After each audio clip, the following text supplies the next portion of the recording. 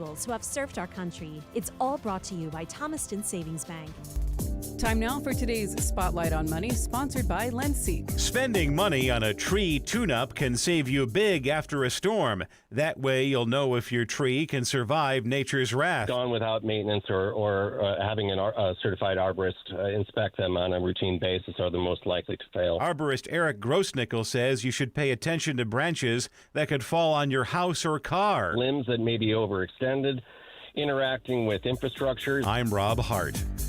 Back to school season is here, and Dollar General has everything you need to start the school year strong. Don't forget to grab a pair of bright yellow sunglasses from the Yellow Glasses Project for just $2. Every purchase makes a difference, with 100% of proceeds helping support teachers, classrooms, and nonprofit organizations working to improve reading and literacy skills across the country. Stop by Dollar General today and shine bright with the Yellow Glasses Project, available now at Dollar General. The Yellow Glasses Project is a program of the Dollar General Literacy Foundation. Get up to $1,500 off your spring project with DeGiorgi. For over 93 years, DeGiorgi has been Connecticut's trusted partner for all things home improvement. Right now, take advantage of the Zero Worry Sale. 0 money down, 0 interest, and 0 payments until 2028. Go to DeGiorgiInc.com now to get the DeGiorgi advantage.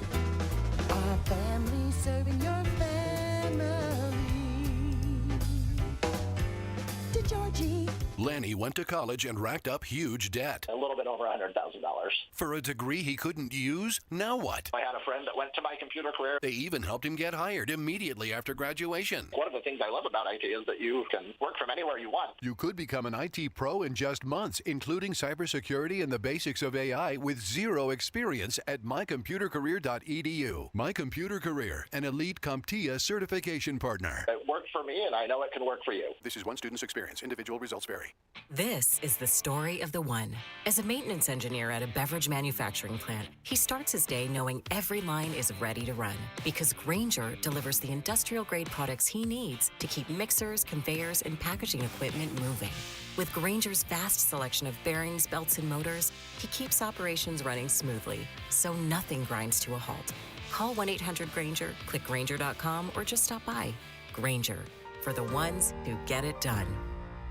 Hi, I'm Chuck McDowell, the timeshare cancellation guy and founder of Wesley Financial Group, and I want to set the record straight. I am not an attorney. I've never wanted to be an attorney, and the truth is I really don't even like attorneys. If I sound like an attorney, I'll apologize. But what I've learned in my 15 years in the timeshare cancellation business is you don't need to be an attorney to get folks out of their timeshare. After 15 years and over 50,000 cancellations, I can tell you with confidence, we know how to get you out of your timeshare. Call us today and we'll send you our timeshare exit guide absolutely free with all your options for cancellation. Attorneys, this was meant to be funny, so please don't sue me, especially my friend Kenneth from Black River Falls, Wisconsin. Call now for your free timeshare exit info kit. 800-738-9900. That's 800-738-9900. 800-738-9900.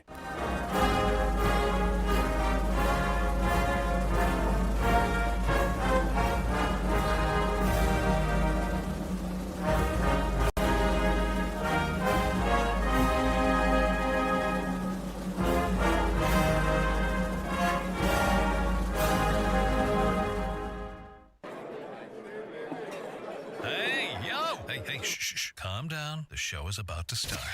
Reese on the radio. Turn it up. Turn it up low. Turn it up loud. It's like a dream come true. Turn on your radio. Reese is on the radio. Yo, let's get it. Due to the nature of this program, discretion does not exist. It's Reese on the radio. Right now on WTIC News Talk 1080. Yeah! What's going on, you scallywags?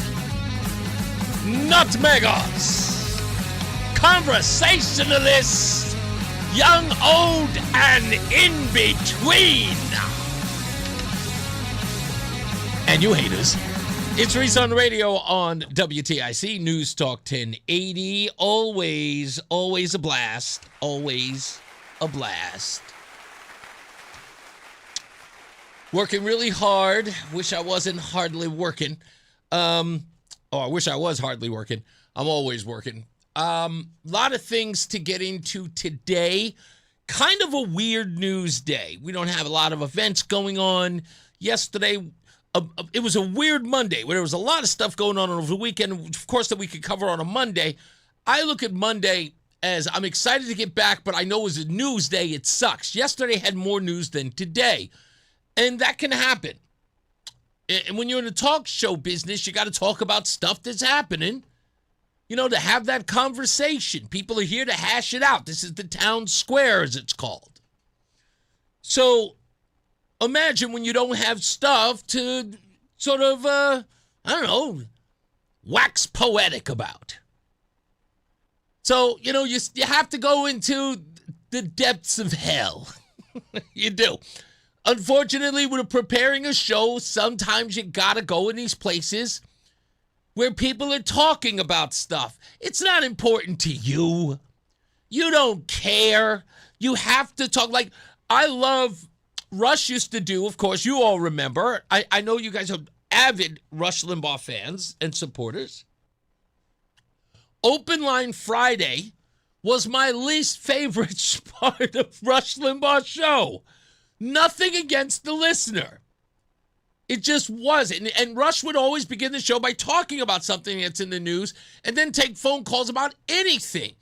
And Rush would say, I'm going to, ruminate about said topic no matter what you give me, like I care about it. I'm not that good. I'm just not that good. When I don't care, I don't care. I don't. I've never forced myself to care about things I don't care about. You would read right through it. I'm not phony. Not that Rush was. You know my point. It's like, he always said from Monday to Thursday, he talked about the stuff that mattered to him. And then Friday, it was a free-for-all. So today, I almost had to look at the news cycle as a free-for-all. What are they talking about over here? Yeah, I guess I could talk about that. What's happening over here? Yeah, sure, I'll talk about that. But I got to talk about something I'm not really enthusiastic about. And it has to do with race. Because for me, it's low-hanging fruit. How often am I going to kick around racists and bigots and a bunch of animals? What am I can't do that all day. It's too easy. I could wake up in the morning, be half asleep, and give you a dissertation about the level of which these moron race baiters get on my nerves and have no standing whatsoever. But there's a story out with my label mate. That's a term I use. When you're in the record business, all the hip-hop artists, if you were on the same label, if you were on Arista or Columbia or Epic, another artist on that label you refer to as your label mate. So a guy who works for Odyssey, a label mate, just happens to be from my hometown of Hollis, Queens, Stephen A. Smith. The very famous, in fact, I'd say more famous than Stephen A. Smith,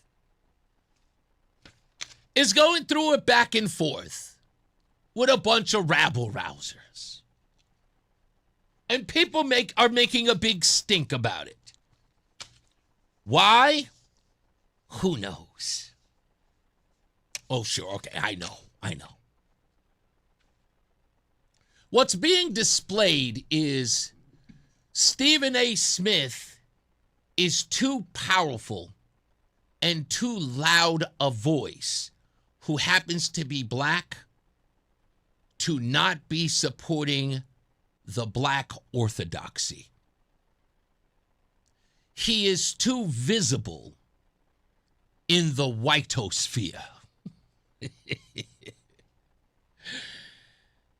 He is too recognized by white folks. He has the audacity to be a reasonable person who opines on subjects of the day. When he sees Negro nonsense, he points out Negro nonsense. He is not a bit player. He is a big player. He is nationally recognized as a talking head in politics and sports. He has power. And the Negroes don't like it. The Negroes do not like black folks off the plantation. Hey, that Negro thinking for himself and he's got power? Somebody check that Negro. Get him back over here. And if he won't come back, destroy him.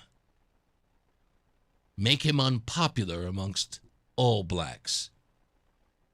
Make them all join in and destroy him, so that he recognizes he is no longer welcome at the cookout.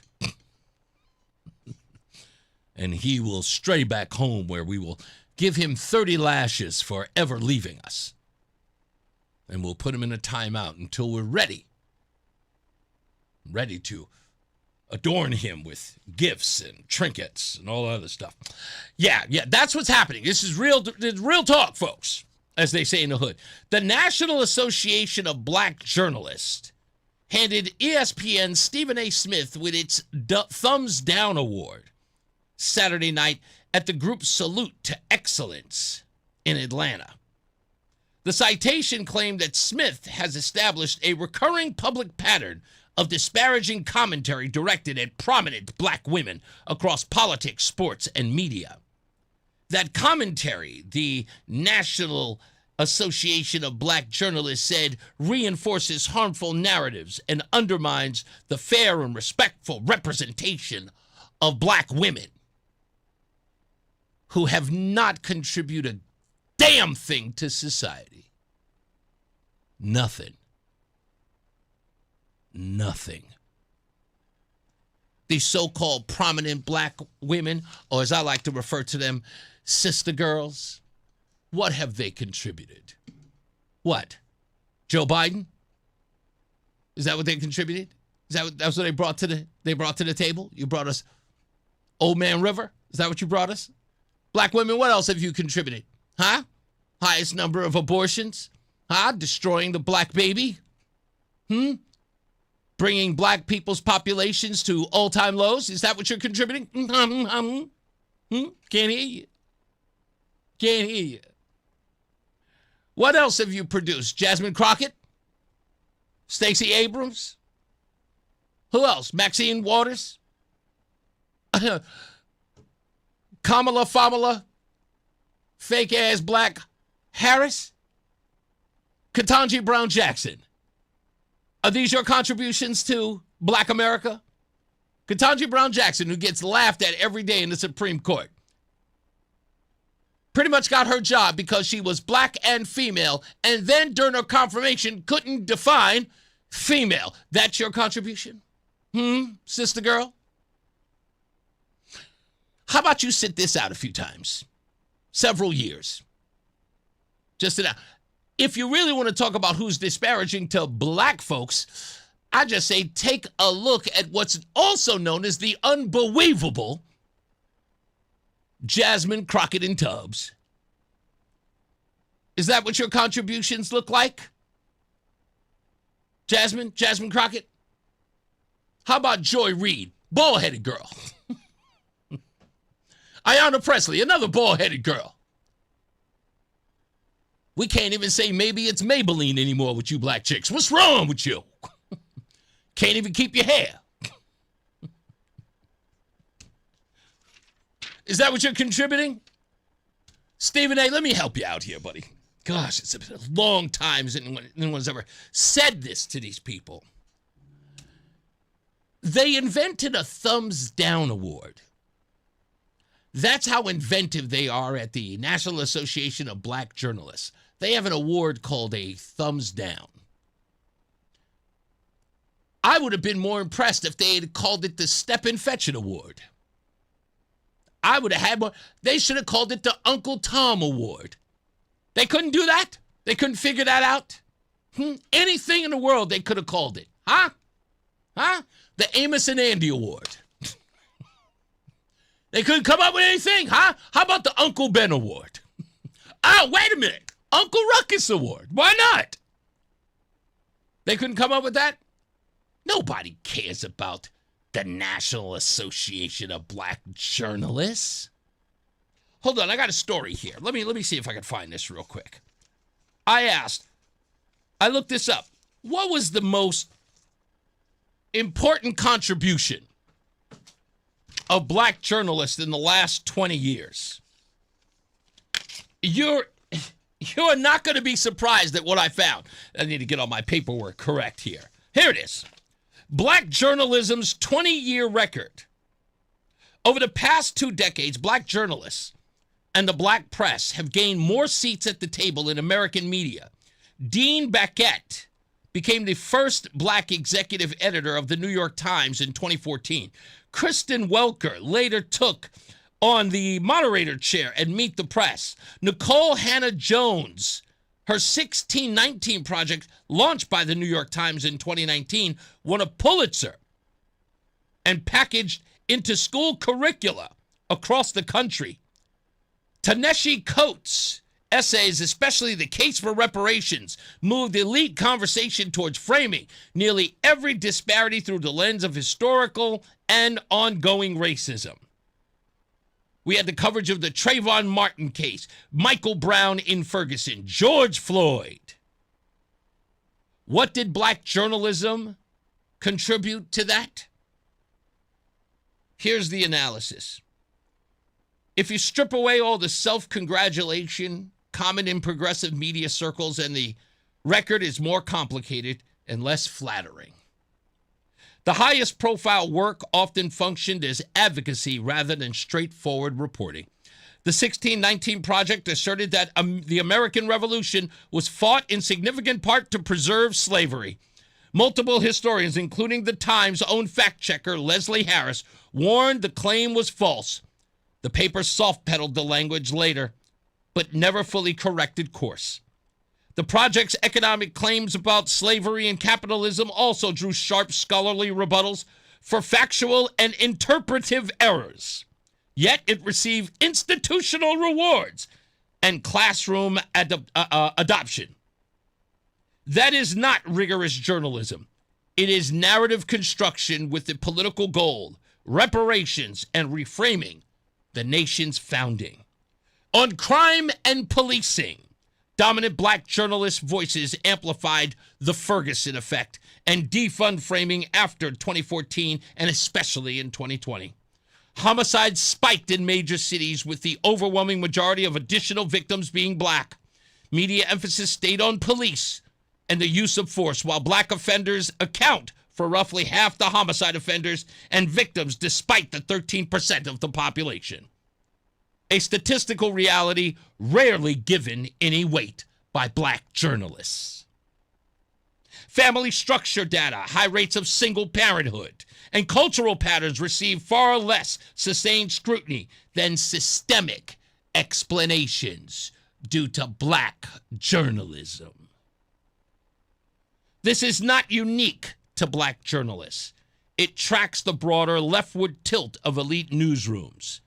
But identity-based claims of unique second sight or moral authority made the framing harder to challenge without being labeled a racist. Traditional objectivity was openly questioned by some black journalists as a tool that silenced marginalized voices. The result was more heat, more polarization, and policy experiments that often harmed communities that they claim to protect.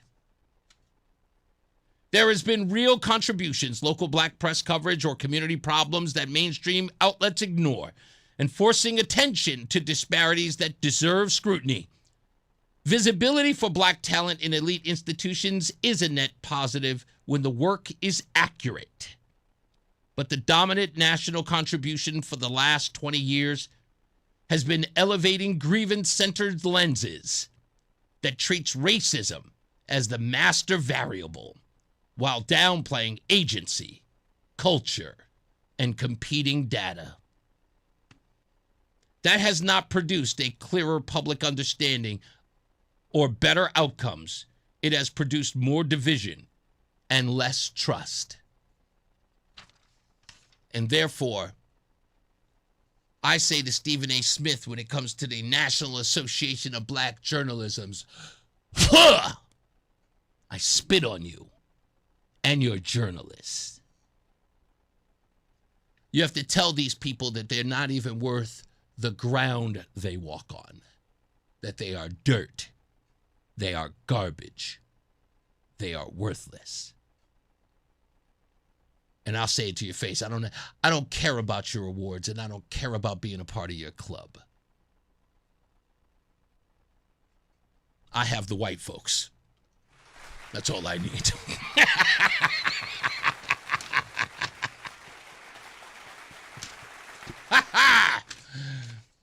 No one needs your Negro nonsense. You lost credibility a long time ago, folks. I try to tell these folks, yeah, let them, they held a gala where they talked about you, but at least they're talking about you, my friend, because nobody knows who they are. I don't know one member of the National Association of Black Journalists, but I know who Stephen A. Smith is, and so do they. And that, my friend, is an award in and of itself. We'll be back. More news, more views. We'll return. It's Reese on the Radio.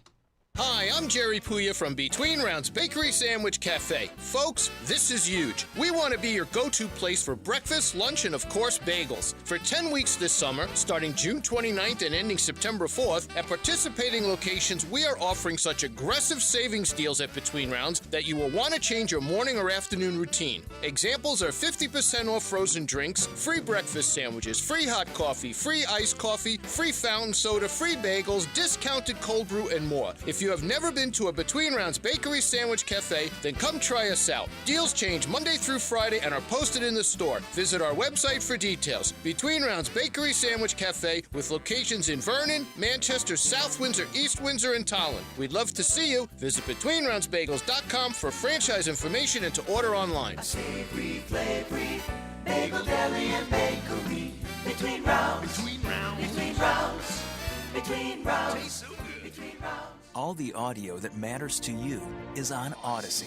Odyssey has news that hits home in your local area and around the country. Get local news, traffic, and weather from stations near you. Get national news from CNN, Fox News Radio, and more. And explore the biggest news podcasts like The Daily Punch, Pod Save America, and The Daily, AUDACY.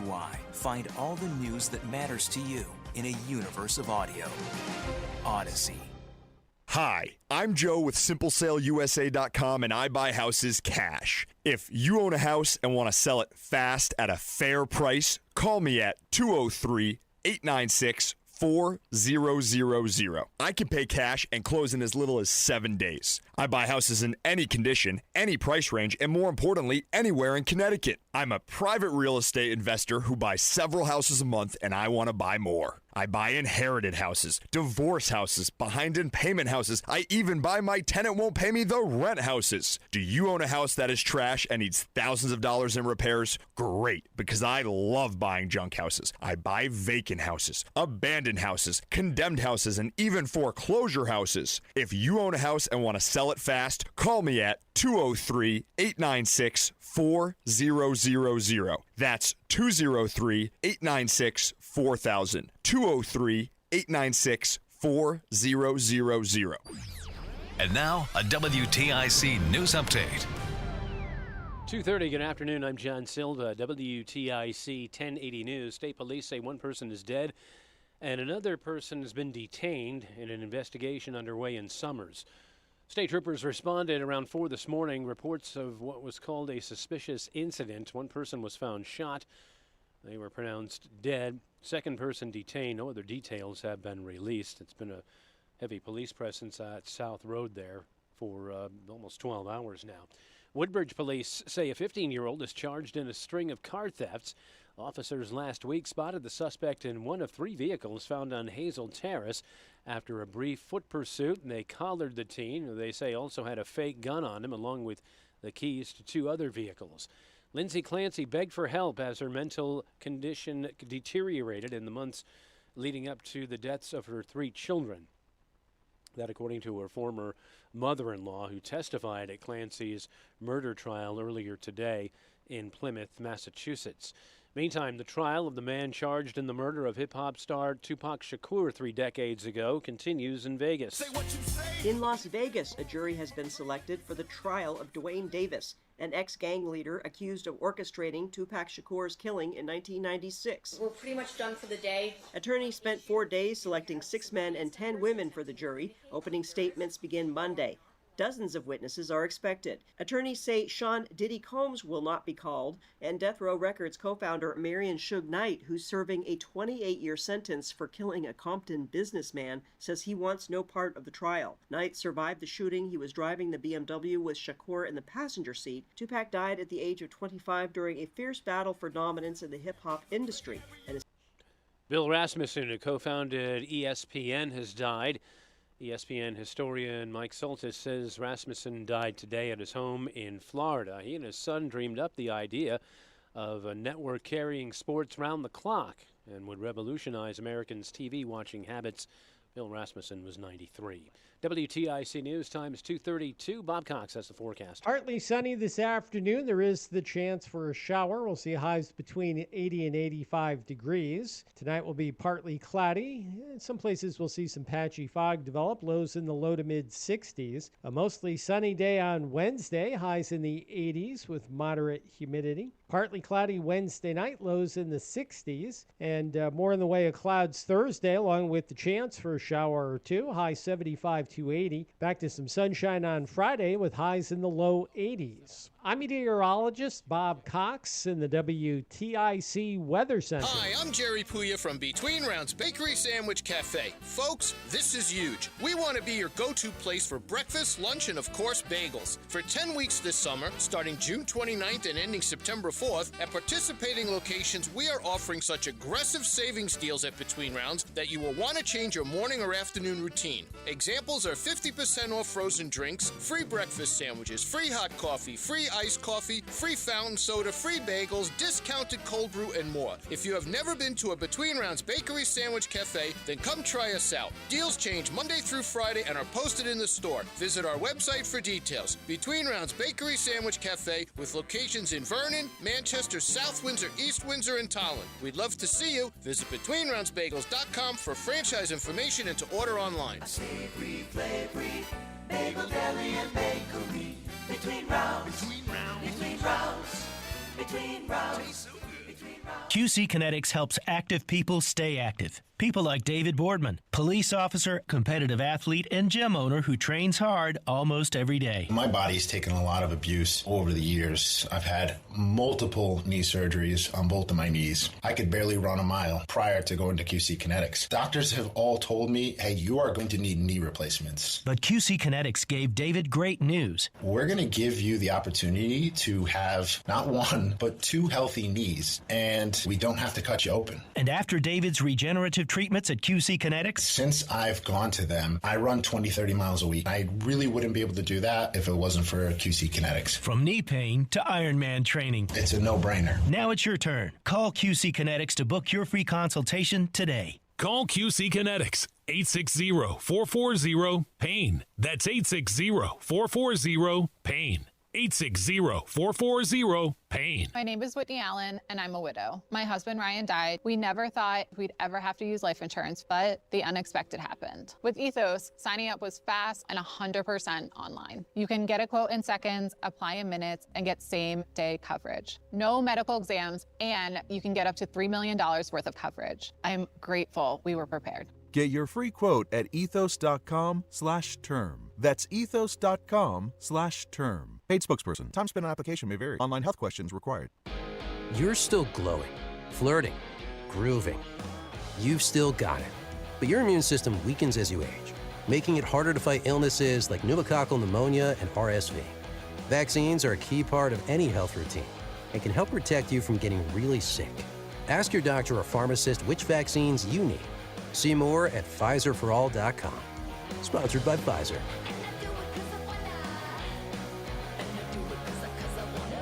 My My name is Whitney Allen, and I'm a widow. My husband, Ryan, died. We never thought we'd ever have to use life insurance, but the unexpected happened. With Ethos, signing up was fast and 100% online. You can get a quote in seconds, apply in minutes, and get same-day coverage. No medical exams, and you can get up to $3 million worth of coverage. I'm grateful we were prepared. Get your free quote at ethos.com/radio. That's ethos.com/radio. Paid spokesperson. Time spent on application may vary. Online health questions required. Back to school season is here, and Dollar General has everything you need to start the school year strong. Don't forget to grab a pair of bright yellow sunglasses from the Yellow Glasses Project for just $2. Every purchase makes a difference, with 100% of proceeds helping support teachers, classrooms, and nonprofit organizations working to improve reading and literacy skills across the country. Stop by Dollar General today and shine bright with the Yellow Glasses Project, available now at Dollar General. The Yellow Glasses Project is a program of the Dollar General Literacy Foundation. Here's the deal. The government is over $38 trillion in debt, which means the IRS isn't slowing down. And the tax code is complex and unforgiving. So it's not surprising if you're one of the millions of Americans that owe back taxes to the IRS. Unfortunately, they're the world's most powerful collection agency, with the ability to garnish your wages, seize your bank accounts, and even take your home or business. But don't be stressed or worried any longer. We're Optima Tax Relief, America's most trusted tax resolution firm. We have resolved over $3 billion in tax debt for our clients. Our award-winning professionals deal with the IRS every single day, protecting our clients and preparing them for the best possible resolution. For tax help you need, for tax help you can trust, give Optima a call today. Call 800-568-6533. 800-568-6533. 800-568-6533.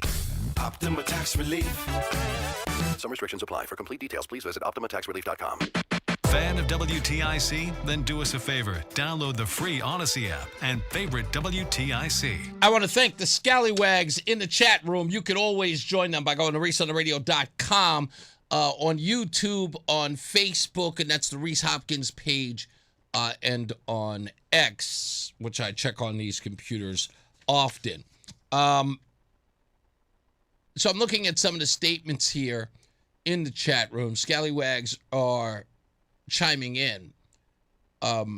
Deborah says that Democrats threw fathers out of the home, making moms reliant on the government, giving them just enough to keep them happy and voting Democrat. Now, Deborah, you're in the right direction here. But this is an important point you're making.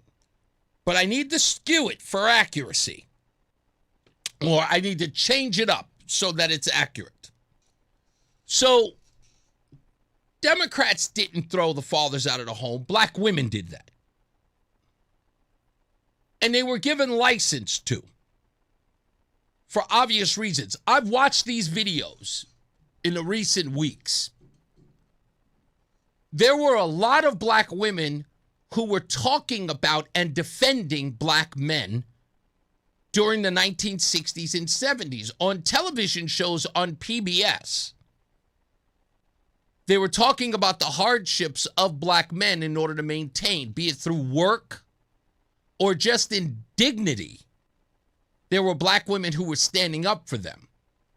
But those women were marginalized as being too traditional and not being progressive enough. Now, I'm almost certain I have this to the accuracy pretty on point here. The Gloria Steinem types, the new wave feminism, as it was at that time, was predominantly liberal white women. And there was a need to legitimize those white women's ale. So it looks a little odd when you're a white woman screaming about, prejudice or misogyny. It's hard for you to do that because, again, you're white. No one buys into that. You're a white woman. You were adored. People fought wars over you. It's hard to do. So strategically, it was smart for this women's movement to incorporate black women. What marginalized group can we pick to make our argument stronger. And sure enough, black women joined. They had their infighting, sure. They did. Black women thought that they, in some ways, were being sort of edged out in the broader conversation about feminism. And they fought for that. But it wasn't highly publicized. But remember, in that whole movement, the women's movement, the feminism movement, the radical feminism movement, what was it talking about? What was its end goal? Destroy men. Men are predatory, evil, domineering. Everywhere they walk, they wish to control. And they were giving these women freedom. Black women, too. So imagine the government at the same time, literally like clockwork. Oh, you want to be a radical feminist that don't need no man? No problem. How you going to pay the bills? Here's some food stamps. Yes, I'm exaggerating, but you get my point. All of it was systematic. While the women are okay with not having a man in the house, they'll tell you otherwise. They'll tell you that whole nonsense about, they kept men from having jobs and they had to leave. What? That's like saying that John Amos voluntarily left Good Times. No, he didn't. He wanted a strong father figure to head the household in the Evans family. Norman Lear wanted dynamite and jigaboo time. So they killed off the strong black male lead. Turned Florida Evans into its single mama with a dancing older son. A dynamite! That became the prominent thing. Strong black woman raising her kids by herself. That's how all that nonsense came about. But nonetheless, I wanted to go over some of the prominent black women, that they hold up on high. But instead of putting them in order, I want to give you contrasts. I looked this up. 20 prominent black women. No matter what the era, no matter where in history, dead or alive, prominent black women. Let's see if I can get a couple here. Let me see. Here's some older folks who have since passed on. Rosa Parks. Madam C.J. Walker. See who else we got here. Shirley Chisholm. Mae Jemison. Let me see. This is Toni Morrison. Ursula Burns. Sojourner Truth. Ida B. Wells. Yeah. That's what they have on there. Oh, Katherine Johnson. Can't forget her. Katherine Johnson. Fake story about hidden figures. Yeah. Yes, fake story. Don't believe that Hollywood Disney nonsense they tried to tell you. Those women were not responsible for spaceflight, just so you know. They were not. Stone cold lie. Sorry to hurt your feelings. Okay, so with all of those prominent black women back in the day, here's the contrast. Recent entries into the 20 black women. By the way, they're all in there. Sojourner Truth, all of them, they're all part of the 20. Here are the other 20. The one of recent memory. Oprah Winfrey, Condoleezza Rice, Serena Williams, Beyonce, Michelle Obama, Rihanna, Simone Biles, Sheila Johnson, co-founder of BET,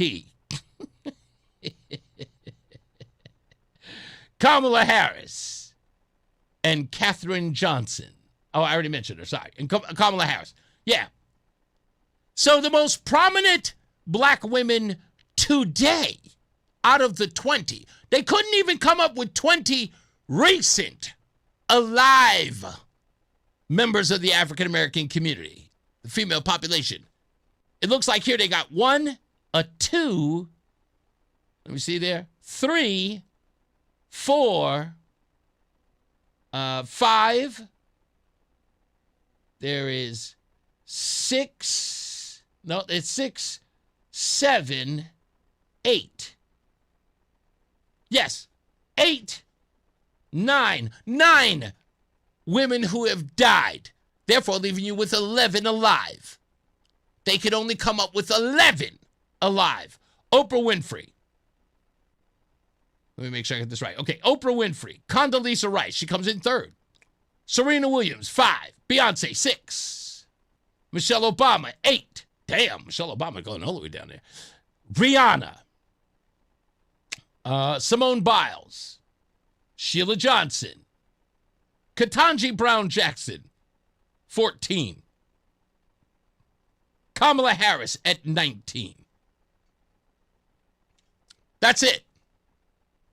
With the exception of Condoleezza Rice, an accomplished piano player, classically trained, came directly from the civil rights movement. One of her best friends was one of the black girls who was killed in the church bombing. Yes, remember the movie 3 Little Girls? Yes, one of those 3 little girls who died in that church bombing was a friend, the best friend of Condoleezza Rice. She has a direct lineage to the civil rights movement. But that's who you got. Oprah Winfrey, billionaire, no kids. Serena Williams. Isn't she married to a white man? That's interesting.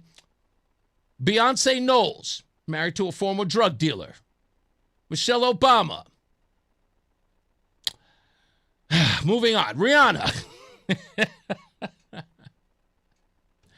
Often known for, let's just say, suggestive singing, dancing, and a domestic violence case. Ketanji Brown Jackson, not married to a black man, married to a white man. Toni Morrison, isn't that the woman who called Bill Clinton the first black president? Who else is on there? Oh, Kamala Harris, also not married to a black man, and allegedly black. She is the only person. I mean, they could have thrown in Rachel Dolezal just because they could. Peter says that I forgot Don Lemon. I apologize. 100%.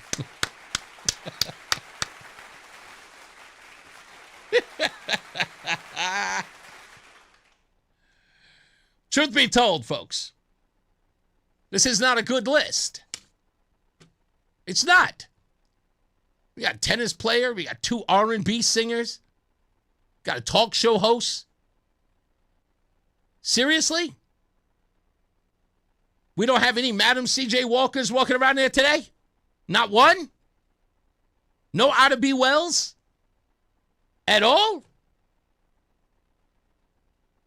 Not one? Not one. You could consider prominent. They didn't even put Kristen Welker on the list. Don't worry about it, Stephen A. I wouldn't care. I wouldn't care. But I would say this. I'd go one step further. If you really, really want to go one step further, let's go one step further. On your next episode, you talk about these trifling, no good black men.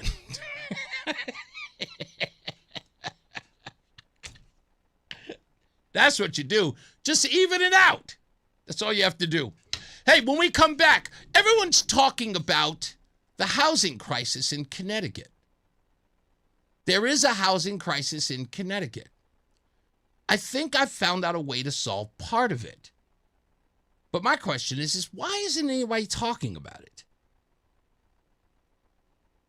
You'll find out why they're not when we get back. And plus, we'll take your phone calls at 860-522-WTIC, 860-522-9842. It's Reese on the radio. If you're in Hartford and caring for a loved one with Medicaid or is eligible for Medicaid, get paid starting today. Freedom Care has already helped over 162,000 families get the care they deserve, with 97% satisfaction and more than 8,000 5-star reviews. If you have Medicaid and are 65 or older, you need to hear this. You may qualify to choose a caregiver you already trust. A family member who lives with you can start getting paid to care for you. No agencies, no strangers, just someone you know, helping with meals, medication, bathing, mobility, and more. This service isn't for later, it's for right now. now. It's 100% free to you through Medicaid, and caregivers get paid after their shift. Find out if you qualify today. Call 860-777-1597. That's 860-777-1597. Don't wait. Call 860-777-1597 now. Again, 860-777-1597. Freedom Care. Get paid to care starting now. Freedom Care, we're here for you. Hi, I'm Todd Vigorito with DTEC in Cromwell, Connecticut. We are a manufacturer of industrial control panels. Todd is a Tab Computer Systems customer for a number of reasons. One of them is value for money.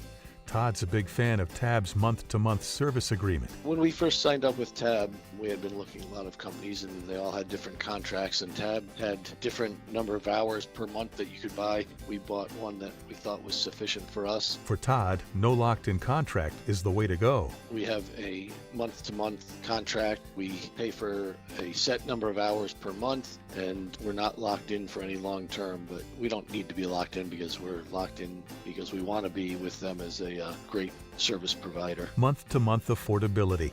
Another reason to call Tab Computer Systems today. 1-888-TAB-4-HELP. 1-888-TAB-4-HELP. Or visit tabinc.com. Technology's advancing business. Tab Computer Systems. That'll be 5452. Perfect. Grab the bags, honey. Mom, why do you always check your phone before we pay? I'm just claiming my cash back on the Upside app. Since we're getting a $10 bonus on groceries here and we filled up the car on the way, we already earned enough this morning to pay for some extra treats you can bring to school this week. Wait, so the app pays for snacks? Not exactly, but the cash I earn on stuff we need helps us pay for the stuff we want. It's just a little win for our family every week. With Upside, you can earn cash back on your everyday essentials and back-to-school favorites. The free app also gets you cash back on routine purchases like gas and dining out at more than 100,000 locations nationwide. No points, no rebates, just cash back straight to your wallet. Download the free Upside app and use promo code SCHOOL10 to get a $10 bonus on your first purchase. That's promo code SCHOOL10 to get a $10 bonus. Remember, use promo code SCHOOL10. Offers vary by user and location at participating merchants. Go to upside.com for terms and conditions. It's Reese on the radio on News Talk 1080 WTIC. All right, back. And we've got so much more in store for the day. We understand that the ABC News outfit is going to be suing the Trump administration over censorship. Well, the free speech. And I think it pertains to Jimmy Kimmel Live and The View. We'll talk about that in a little bit. We'll also give you some other stories we've got coming up. We've got someone from the Department of Education who's going to be on the program on Thursday. We'll preview that as well. A woman by the name of, and it's escaping me now, and I just had it, I think her name is Ritchie. What's her name? Kim Ritchie. Kim Ritchie. She's the Assistant Secretary for Civil Rights in the Department of Education. She'll be here on the air at 3 o'clock on Thursday. Tomorrow, we have got a really, really great show that we're going to spend a lot of time with this person, and I'm so glad I reached out to Adam 12 to find her. You may have heard of her. I just found her on Facebook, and she has not been given a lot of opportunity to speak. Her name is Ashley Fan, and she is in Danbury, Connecticut. And she talks about her life being trafficked as an illegal in the country. And she has been fighting tooth and nail to get this story out because Danbury is a hotbed of this activity, which is why you see so much ICE activity out there. And she's going to be here tomorrow. We're finally going to get her up here. She said that she has arrived, but if she doesn't, I'm going to talk to her tomorrow morning. We're going to kind of do a pre-interview with her, but she's going to sit right here. Even if I have to drive and go pick her up myself, I'm going to bring her here so that we can talk to her about what's going on. She has firsthand knowledge of this, and there are a lot of people who are not listening to her. And this story needs to come out, what she endured and what she's trying to fight.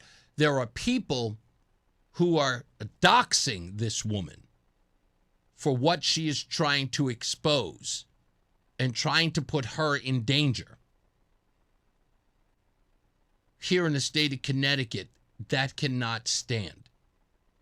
And she is just a working stiff like any one of us. When I say a working stiff, I mean she works. I found out where she works and what she does. And she is not some prominent individual with a 501c3 trying to, doing fundraisers, getting millions of dollars, wearing, red bottom shoes. No, she is a working stiff. She has earned everything that she has, and that ain't a lot.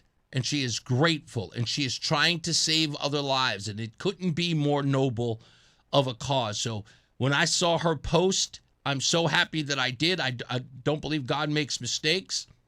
I know NBC Connecticut did something about her, but as it relates to trafficking. But what this woman knows is a wealth of knowledge in not just trafficking, but illegal activity that is happening in the state of Connecticut that will, according to Adam 12, who just spoke to her a little while ago, will blow your minds. If you think you know, you don't.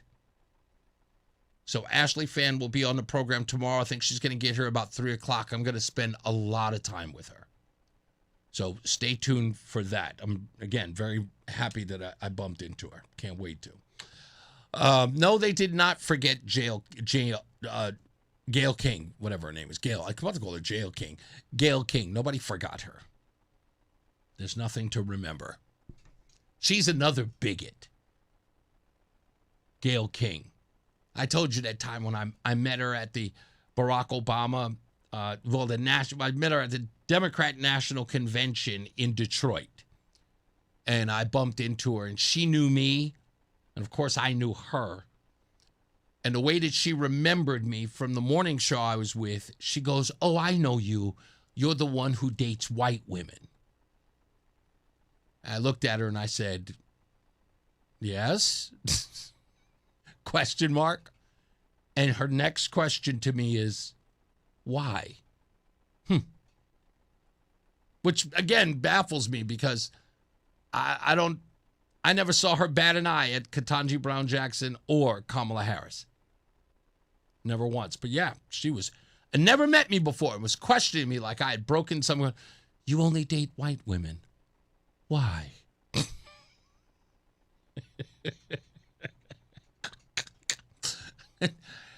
Have you looked in the mirror, Gail? Sister girl, it's because of women like you I don't date black sisters. It's because of women like you. That's right. You're a complete and utter turnoff. That's why. I know it's hateful. I'm sorry. I'm sorry. That was mean. Well, they can be rude. I can be rude, can't I? What? What, they're the only ones that are allowed to say rude things? Whatever happened to love who you love? Love whoever you want, Reese. But a white woman? Love a man. Love a horse. But a white woman? These people. Anyway, we got to take a break. We'll be back. More news, more views. Why aren't they talking about the housing crisis and the real reason why there's a housing crisis? We'll break that down, plus your phone calls at 860-522-WTIC. It's Reese on the radio. This is WTIC News Talk 1080 with Brian and Company in the morning, Reese on the radio in the afternoon, and news around the clock. WTIC and WTIC FM HD2 Hartford and Odyssey Station.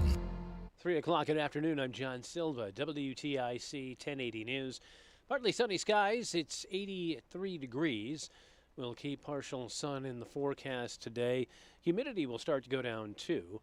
We'll hear from the WTIC Weather Center coming up. Few details are available, but one person is dead and another has been detained in an incident earlier this morning in the town of Summers. Here's WTIC's Morgan Cunningham. State police received a call concerning a suspicious incident at a home on South Road in Summers around 4 this morning.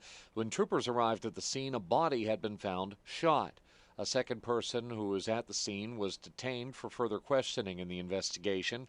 At this time, state police are not releasing any names. They also haven't said what may have led up to the incident, but they do say that there's no threat to the public.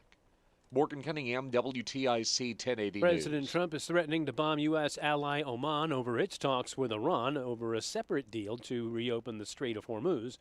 Here's ABC's Jonathan Carl. With oil prices climbing higher and talks with Iran going nowhere, President Trump threatened to, quote, bomb the expletive out of U.S. ally Oman if they get in the way of his goals in the Strait of Hormuz. I don't think they behave very well, but we'd handle them very easily, just like we do others. The war has reduced ship traffic in the strait to a standstill, rattling world markets and raising the price of gas. On average, Americans are paying over $4 a gallon, up over $1 since the war began. Senator Richard Blumenthal says poor planning by the Pentagon has contributed to poor conditions aboard the USS Abraham Lincoln in the Middle East, and local veterans are calling for a resolution. Here's WTIC's Dave Mager. Families of sailors aboard the Lincoln say their loved ones are suffering from deplorable sanitary conditions and a lack of basic supplies, more than 9 months into their deployment. Senator Blumenthal. The reason for this lack of basic necessities is simply bad planning, inadequate preparation, abysmal readiness. President Trump and Defense Secretary Pete Hegseth have dismissed the family's concerns, a response Blumenthal calls disrespectful. Bridget Prince, co-chair of the Veterans Caucus of the state Democratic Party, is concerned crews sailing from Groton could face similar trouble. I think we would be wrong or naive to think that if we don't address this now, that it couldn't happen here to our sailors. Dave Mager, WTIC 1080 News. Police in Woodbridge say a 15-year-old is being charged with multiple vehicle thefts.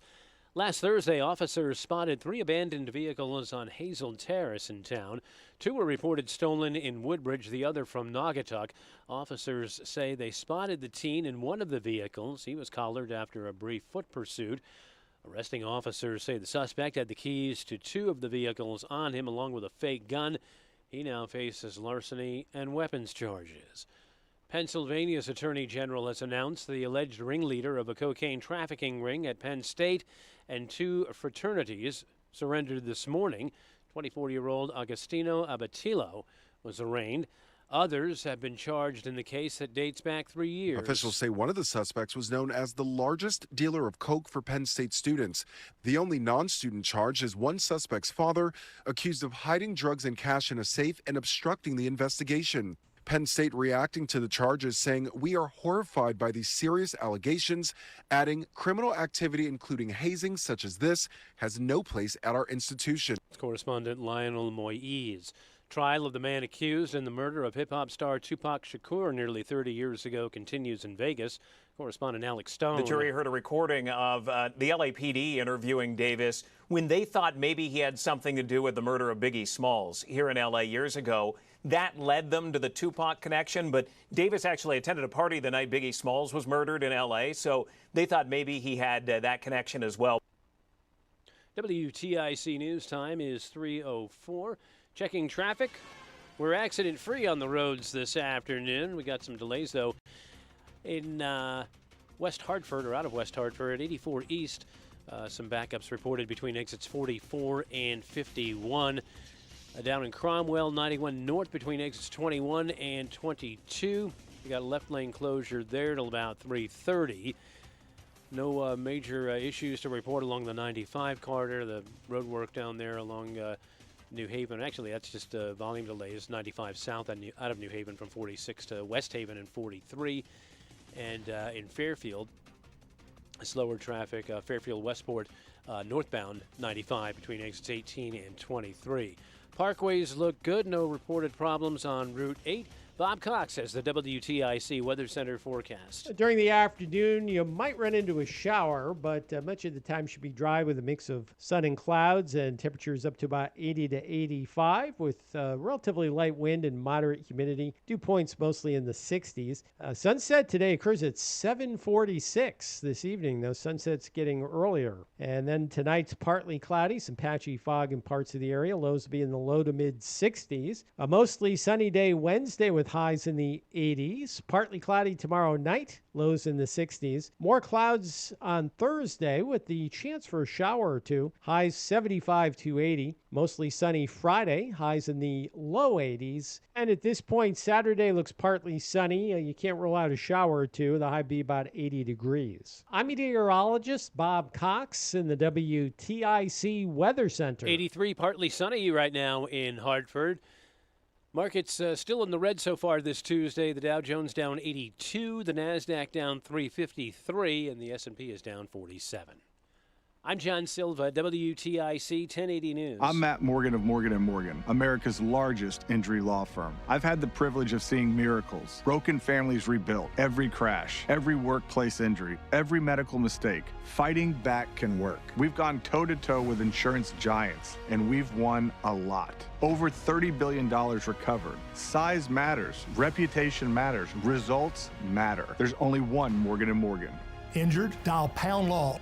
Nicholas Russo, 157 Church Street, New Haven, 06510. Life takes unexpected turns, doesn't it? Divorce, the loss of a loved one, a personal injury, losing your job. Suddenly you're searching for someone new you can trust to guide you through. But what if you didn't have to start over? What if your legal team already understood you? At BPS Lawyers, we're more than just lawyers. We're a full-service law firm that's been part of this community since 1977. BPS Lawyers, your lawyers for life. Visit bpslawyers.com or call 860-CALL-BPS.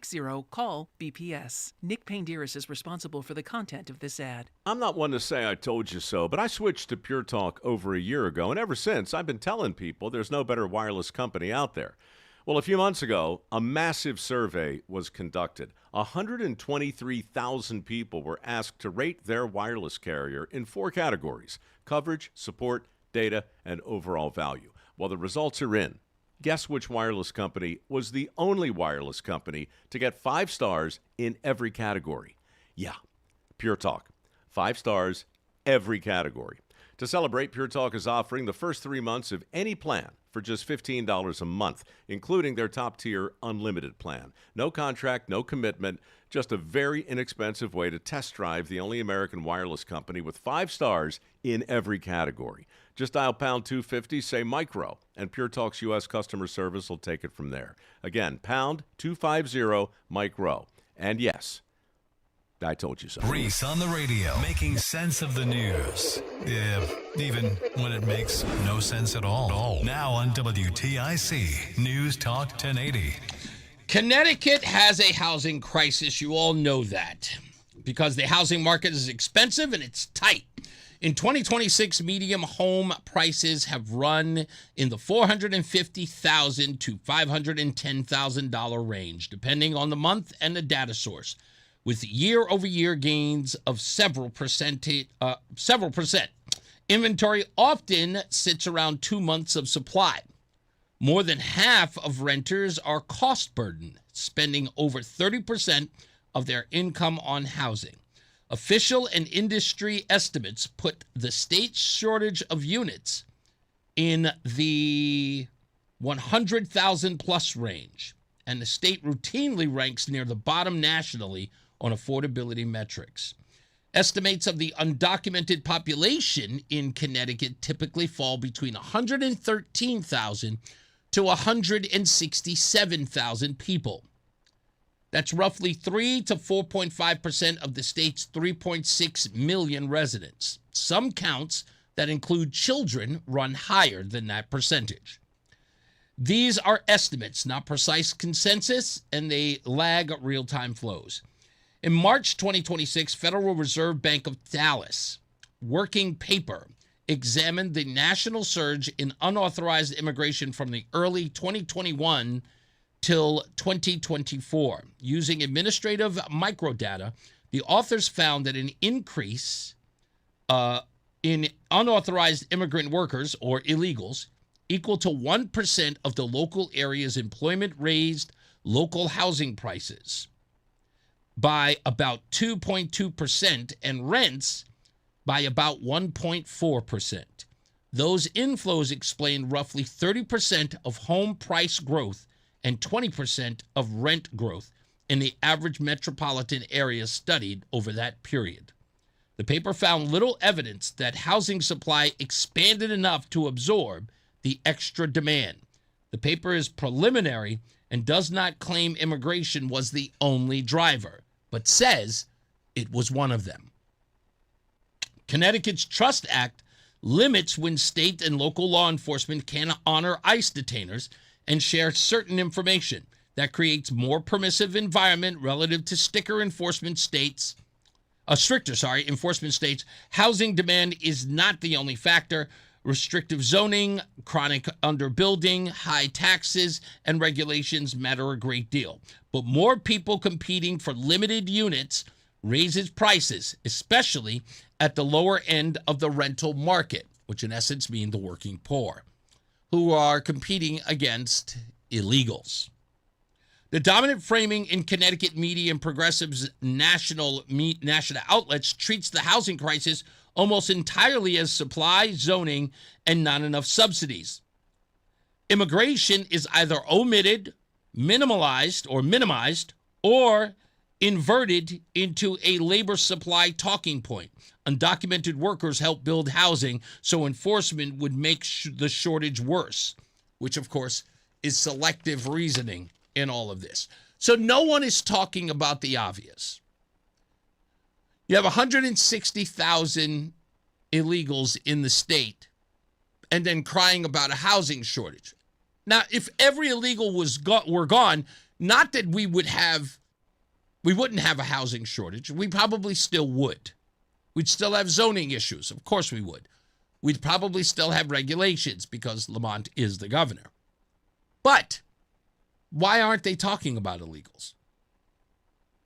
Why aren't they talking about the prices of rent going up because the competition is so high, and worse off if it's being subsidized by either the federal or the state government, which we know is happening, which also drives the price up. If I know that I'm going to get money from the government for that housing, I'm going to get as much bang for my buck that I can. Yes, of course. That's that whole point. Chronic underbuilding, yeah, that's what they called it. That's exactly what they called it. Chronic underbuilding. Joe in Simsbury's on the line. How you doing, sir? Hello there. Are you home yet? No, I'm home. Yes. Yep. What do you got for me? First of all, no person is illegal. So I want to preface what I'm going to say here by saying that I love women. Okay. But I'm about to take them to task. Okay. So we all know that saying, the enemy of my enemy is my friend. Indeed. And right now we have that, what I'll call the Borg assimilation of women in this country in the, what some people are calling the Red-Green Alliance, which is the Democrat Socialists / Communists and Sharia Islam. Right.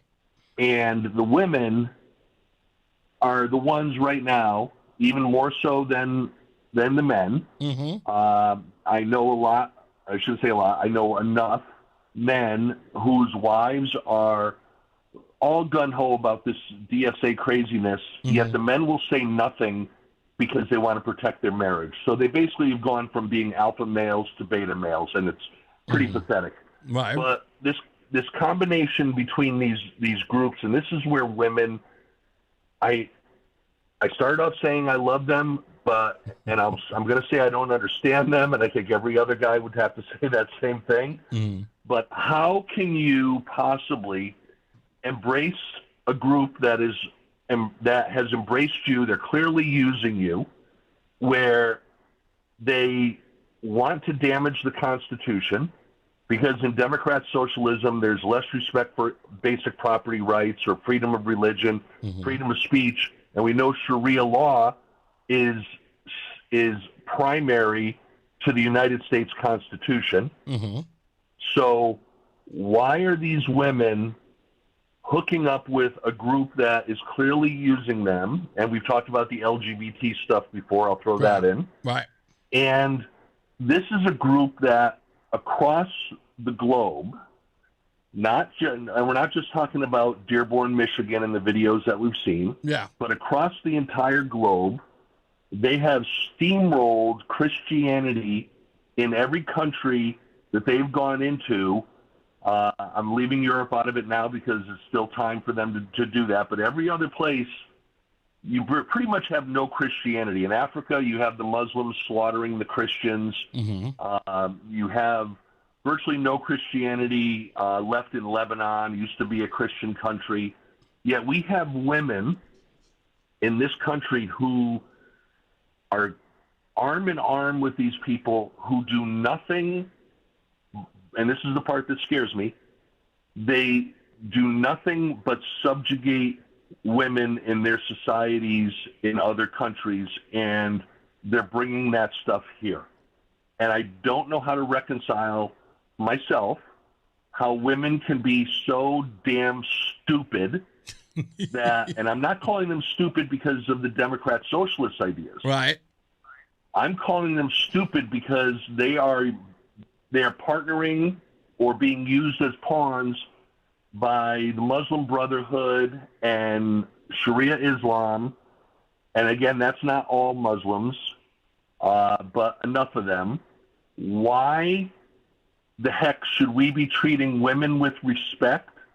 Why should we be treating them honorably when they are partnering with people that have destroyed them in other countries, and at some point in the future, given the opportunity, will do that here?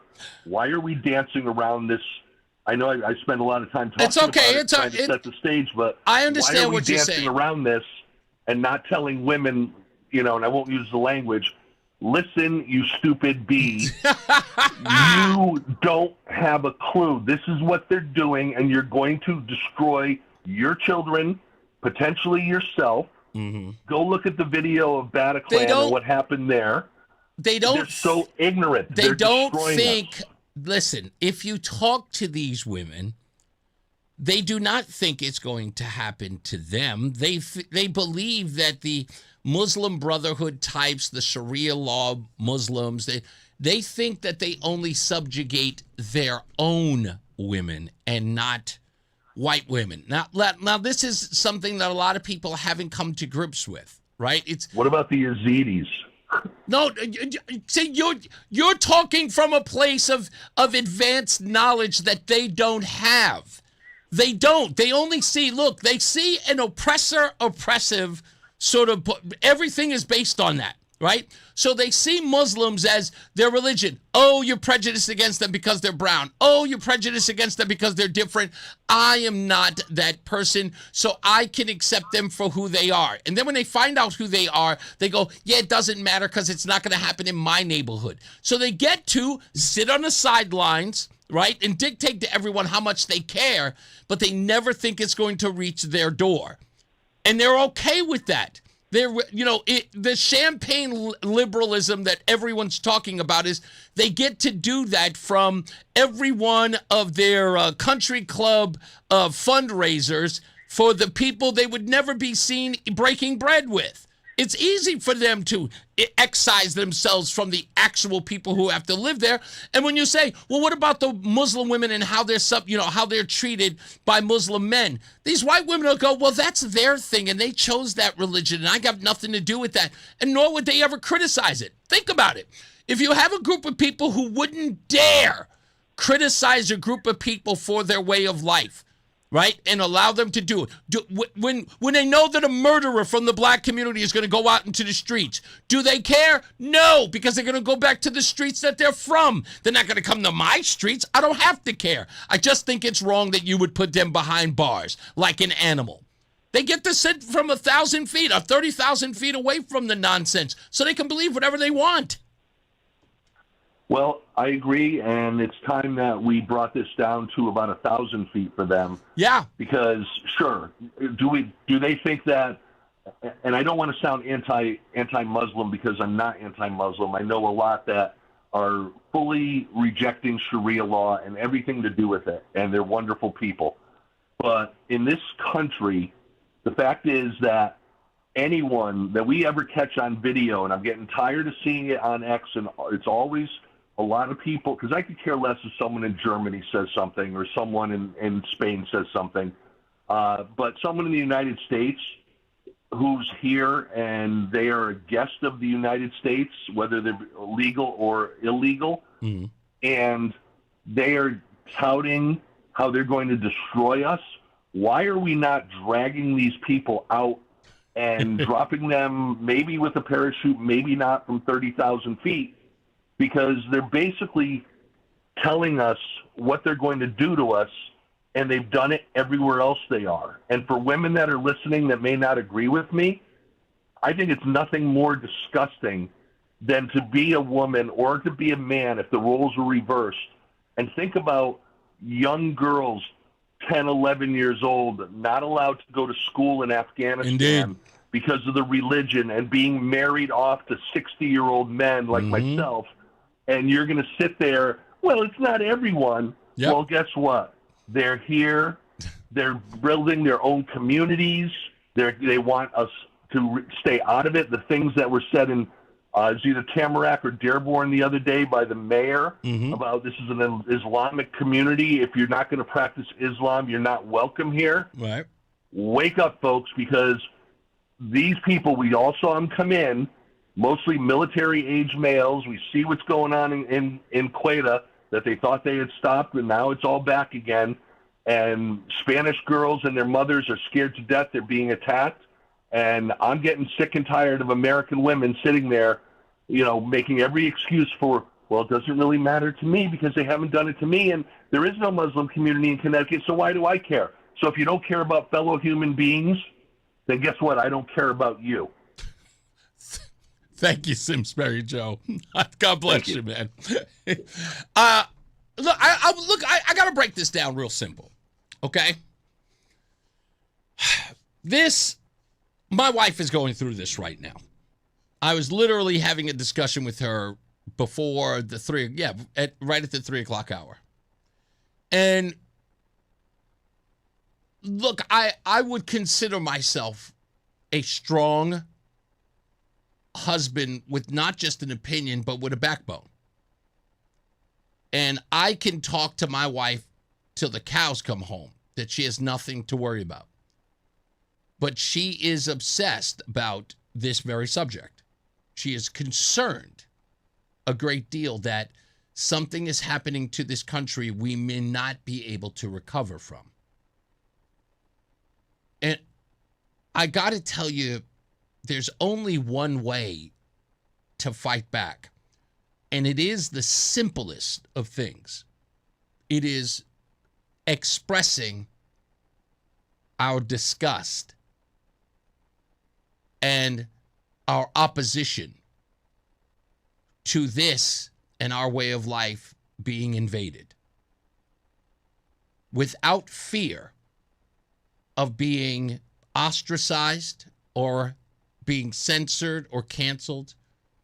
Because we don't have to. And I try to tell people this all the time, especially those politicians who are so worried about dancing around words. But if I say this and if I say that, this isn't about if you say this and if you say that. You have no control you have no control over what people are going to say about what you said. But you must say it. And you must mean it. When you say that we are governed by the Constitution of the United States, that we are Americans first, and there will never be Sharia law here. Never. And when someone asks you about it, don't dance and say, well, what I meant to say was, or what I'm saying is. It is to look at a person who says what did you mean by that? Are you an idiot? Did you not read what I said? Did you not hear what I said?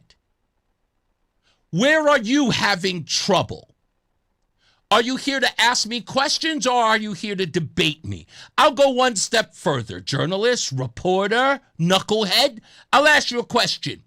Are you going to accept Sharia law in this country? As a journalist, with your First Amendment protections, which of course will be completely removed from our society should Sharia law take root. Are you comfortable with that as a journalist, reporting on what you call the truth? Are you okay with that? Well, this isn't yes, it is about you. What I'm arguing for is your constitutional right as well. And if you're too stupid to see that, you and I are done with this conversation. Write whatever you want. You can even, in fact, I'll give you a quote. Today is the day that I wrote an admonishment of the person trying to protect the Constitution so that I can revel in the ideals of those who are trying to destroy it. That's what I would tell you to write. I would say, hooray, my freedoms are about to be squashed.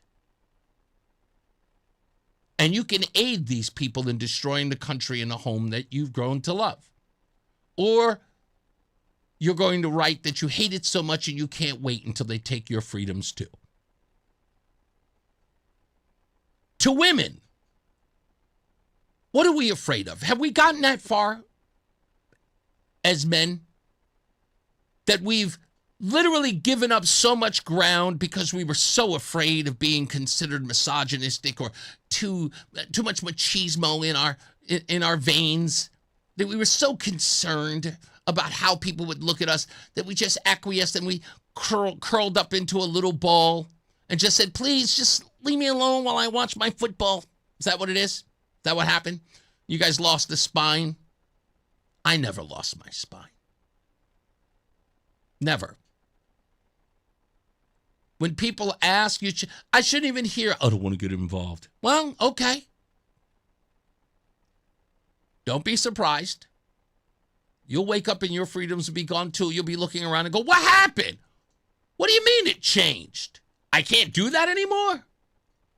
What do you mean there's no more bacon at the grocery store? Just saying.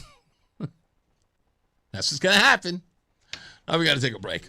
We'll be back. More news, more views when we return. Plus, I'll take your phone call, so stand by. It's Reese on the radio.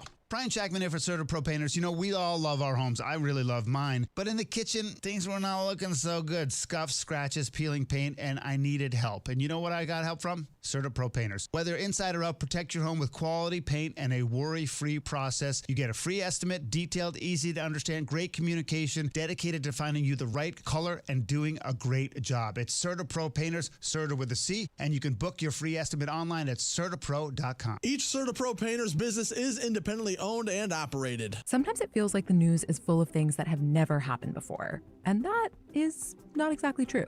In fact, it may have happened this very week, hundreds or thousands of years ago.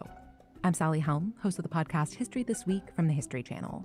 Trade embargoes? Thomas Jefferson tried them. Rent too high? We've been arguing about that for a while. Each episode is proof. The past isn't that far away. Listen to History This Week, available now on Apple, Spotify, or wherever you get your podcasts. My name is Whitney Allen, and I'm a widow. My husband, Ryan, died. We never thought we'd ever have to use life insurance, but the unexpected happened. With Ethos, signing up was fast and 100% online. You can get a quote in seconds, apply in minutes, and get same-day coverage. No medical exams, and you can get up to $3 million worth of coverage. I'm grateful we were prepared. Get your free quote at ethos.com/term. That's ethos.com/term. Paid spokesperson. Time spent on application may vary. Online health questions required. You're still glowing, flirting, grooving. You've still got it. But your immune system weakens as you age, making it harder to fight illnesses like pneumococcal pneumonia and RSV. Vaccines are a key part of any health routine and can help protect you from getting really sick. Ask your doctor or pharmacist which vaccines you need. See more at PfizerForAll.com. Sponsored by Pfizer.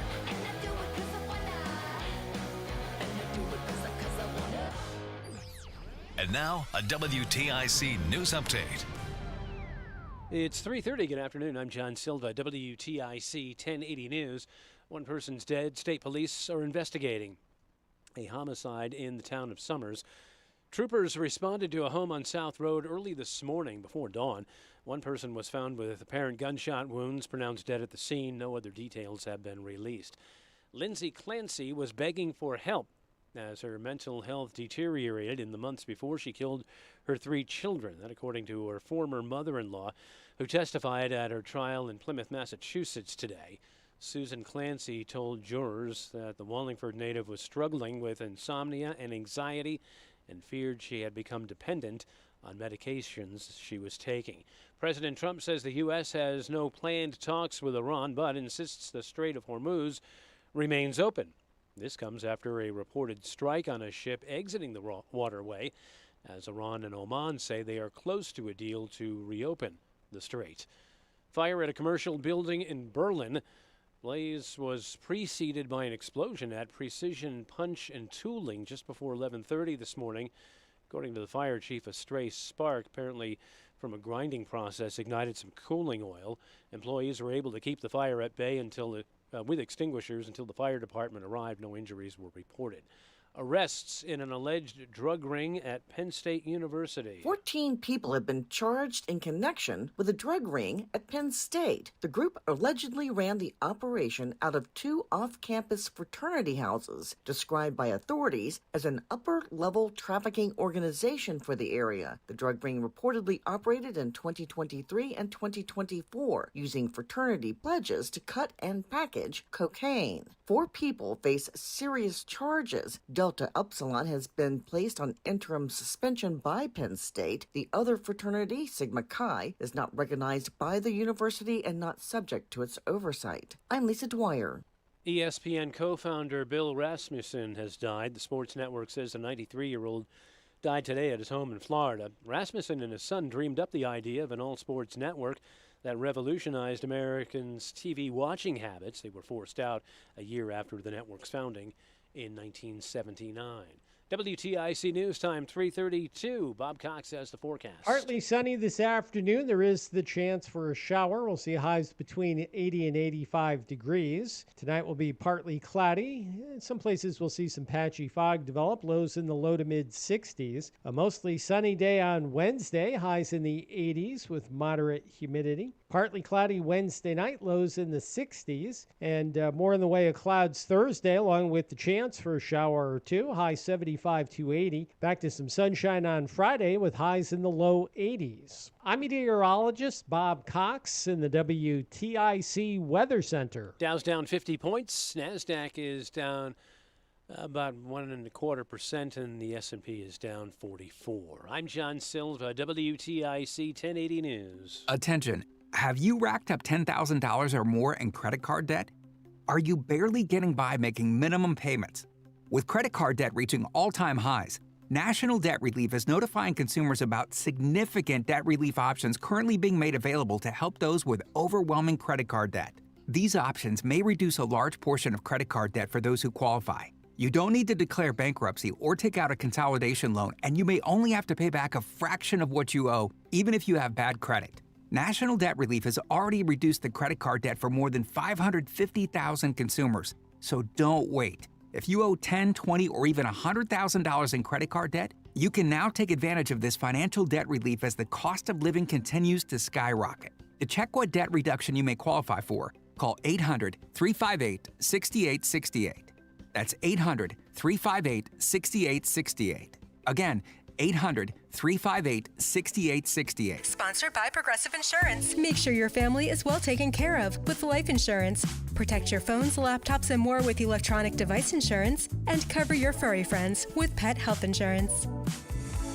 Big national companies may treat you like a number, but at Campbell Cooling and Barney Barker Oil, you're a neighbor. For years, local families throughout Hartford County have trusted Campbell Cooling for expert heating and cooling installation, maintenance, and repair. And Barney Barker Oil has been delivering dependable hometown service since 1930. One local family, one trusted team, one goal, keeping your family comfortable. Campbell Cooling. Call 860-666-2696 or visit campbellcooling.com. Campbell Cooling uses all major name brands, including American Standard and Mitsubishi. Last year, we had 295 trials where we'd been offered a total of $90 million on all those cases.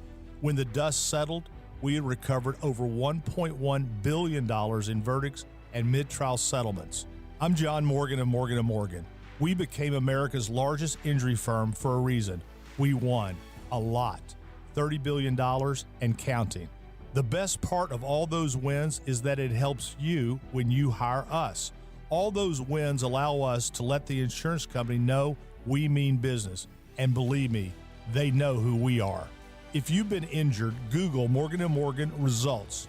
You're not bragging if it's a fact. 3 million people tried to hire us last year alone. That happened for a reason. Visit forthepeople.com and let's get started this minute. Morgan & Morgan, forthepeople.com.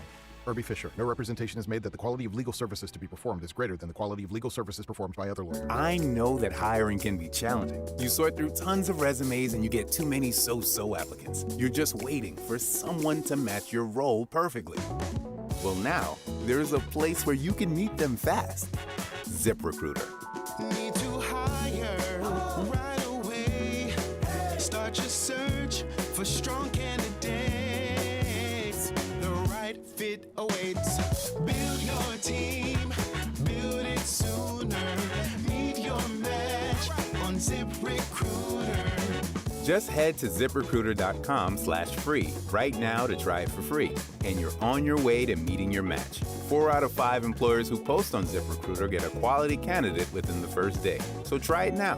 Go to ZipRecruiter.com/free. Once again, that's ZipRecruiter.com/free. Meet your match on ZipRecruiter. Try it free. We all hear the radio ads about the IRS. They tell you to be afraid, to be scared, and they try to frighten you into calling. I'm not here to do that. Tax Relief Advocates is different. TRA is here to tell you that if you owe money to the IRS, whether it's $5,000, $50,000, or $500,000, we have a solution. It doesn't matter if you're sitting in your car, at work, or with your kids. No matter where you are, call now. 800-575-9834. Don't lose hope. TRA can eliminate or reduce what you owe to the IRS. Generous programs are now available that can give you a fresh start. Our passion is taxes and helping individuals fix their IRS problems. We have over 1,000 five-star reviews on Google and an A+ with the Better Business Bureau. You don't need to be afraid of the IRS any longer. End your tax nightmare today by visiting us online at TRA.com or call 800-575-9834. That's 800-575-9834. Tax Relief Advocates. Real solutions for real people. Is reviewing life insurance on your to-do list? Now's the perfect time to add it. A friend recently told me that securing life insurance sooner rather than later can help you lock in lower rates for years to come. So I bumped this up on my list and got it done. I called SelectQuote and couldn't believe how easy and affordable life insurance is. I'm 40 and got a $500,000 policy for $16 a month. My husband's also 40 and his $500,000 policy was only $18 a month. Plus, with SelectQuote's same-day coverage, there was no medical exam required, and we were covered by the time we hung up. Knowing I have this checked off my list feels amazing, but the peace of mind knowing my family is protected feels even better. Call SelectQuote at 1-800-329-1010. That's 1-800-329-1010. Or go to SelectQuote.com to get your free quote today. That's 1-800-329-1010. Details on example rate at SelectQuote.com. Spider-Man, Spider-Man. Hey, he's your friendly neighborhood Reese on the radio. Right now on News Talk 1080 WTIC. Guess nobody wants to talk about immigration. Fine. That's all right. We'll get to that later. Reese on the radio, getting to your phone calls now. Stand by. Let's go to Lori. Hello, Lori. How are you? Good afternoon, sir. I am so sorry for missing your birthday celebration. I had a previous engagement that I just couldn't get out of, and I apologize. It's okay. There's nothing to apologize for. A lot of people came out. It was a packed house, and we really did. We had a blast, but you were there in spirit, I promise. Well, I'll tell you what, hearing about it yesterday, I was having serious FOMO. I was really having some serious FOMO. It was fun. Go ahead. Well, I wanted to respond to Joe in Simsbury because My gender, man, I tell you. So, I think that I was talking to a friend about this the other day, and it kind of struck me that I feel like there's a spiritual principle in all of this. Mm-hmm. So if you go all the way back to the garden, and, for those of you who don't believe that are listening, just humor me for a brief moment. Eve was very easily deceived. Mm-hmm. And I think that just kind of holds true for women in general. We tend to be intellectually lazy. We're the biggest gossipers. We don't check our facts on anything. And I feel like there's a spiritual principle involved in that, like it's a foundational thing. And I think especially with all of this nonsense with supporting things that we shouldn't be supporting because we are suicidally empathetic, mm-hmm. It's because you want to be associated with the cool kids. Well, what are the cool kids doing? Oh, the cool kids are embracing this kind of thing? Oh, okay, I want to be with the cool kids, even though the cool kids are, obviously, they're all jumping off a bridge. And meanwhile, those of us who have two brain cells to rub together are saying, listen, just because all of the kids are doing it doesn't mean you should. Mm-hmm. And it's I just feel like we women are very easily deceived and intellectually lazy, and I think that that's at the root of a lot of this. And I realize I'm making large blanket statements, and I apologize to those of us who actually, like I said, care about what we understand and hear and embrace. We're much more discerning than the general population. However, for the most part, our gender is a hot mess. Well, I'd rather you say it than me say it, because when I say it, I sound cruel and insensitive. But I maybe there's a part of what you're saying that might be true. There may be something to that. But I'll go one step further. I remember this. I remember this a long time ago. I don't think this is very indicative of just women. However, we have what's called a very sensitive society here. Now, you remember that whole Ben Shapiro thing talking about facts over feelings. Yeah. Many people have an emotional connection to what they think today, as opposed to just, yeah, exactly.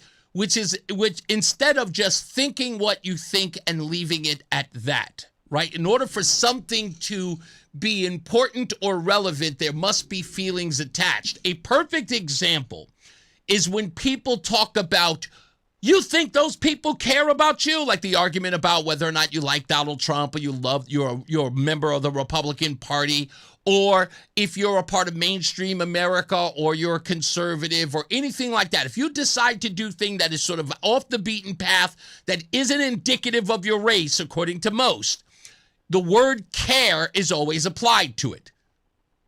There's like, yeah, you don't want to hang out with us because you think they care about you. They don't care about you.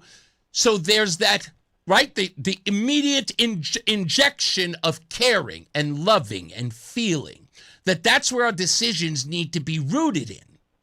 Do they care? Do they love? Do they consider? Well, sorry to interrupt. No, you got it. Explain to me, where are all the feminists when it comes to the trans stuff? Are we? And if we're supposed to care, then why aren't we caring more about our own gender's rights? Now and caring. Do you know what I mean? So that's where I think, all the cool kids are doing it. But see, all the cool kids are eating Tide Pods. So I guess I'll go ahead and do it too. The cool kids, now that's something different because that's about belonging. Now, men are going to appreciate where I'm coming from here because men do this naturally. Men do not want to be bothered, especially busy men. I've got enough problems. The only thing I want is peace, right? So they don't have to worry about belonging. They are not reaching out to every person hoping that they could be a part of a group.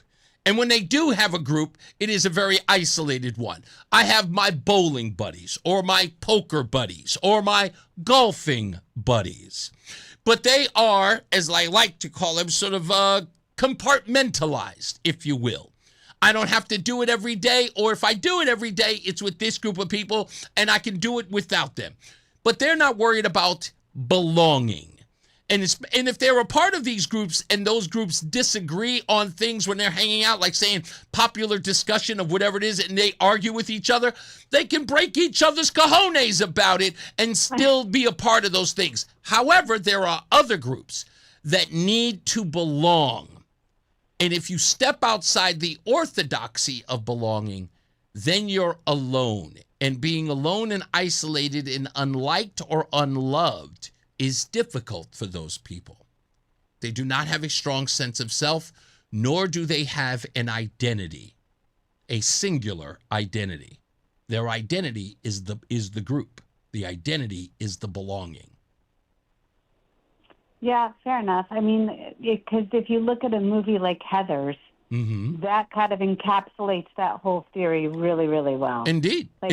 But we all have a tribalist way about us in some ways, but then there are people who want no parts of the tribe. I'm just being me. Do I agree with some of those people? Absolutely. But I don't need to belong, and I couldn't care less if they didn't want me. I don't want to be a part of any group. I'm an independent. Like, there are some people who shine independently, and then there are those who cannot. They need a bully pulpit. In essence, I mean, they need a bully crew in order for them to join you in bullying folks. You see it online all the time. They will tag their friends when you give sort of a statement that is in opposite contrast or in contrast with what the group says. They'll start tagging each other, pretty much calling the dogs on you. Hey, look at this person with a difference of opinion. Let's attack them together. Let's overwhelm him with evil comments and mean-spirited musings so that he feels ganged up upon and known that he is not a part of a group. That's how they do those things. I don't care about those things. I'm like, I don't want to be a part of your group because I don't care. I don't care. And I diminish them. I tell all these people all the time, who are you? Right. And meanwhile, women are very much like the whole mean girl mentality. Like we can't even go to the bathroom alone. We have to go in a group. But isn't it, Lori, if you think about it, isn't it weird that the marginalized group have a hierarchy? Isn't it weird? Oh. Right? Because the basis of their existence is that they are beneath it all, right? They are the oppressed. They are the put down or the put upon, right? But they operate in a hierarchy. You're not one of us. Yeah. You don't understand us. You can't be a part of the polite society. How can you be both at the same time? Well, I mean, but there's a hierarchical caste system within the oppressed groups. Indeed. Because disabled people generally don't count. Generally. I mean, really, honestly, they're the ones that should be, understood as some of the most marginalized. My brother, the prime example. And yet, does anybody really care about him? No, let's take all the money from him because he can't stand up for himself.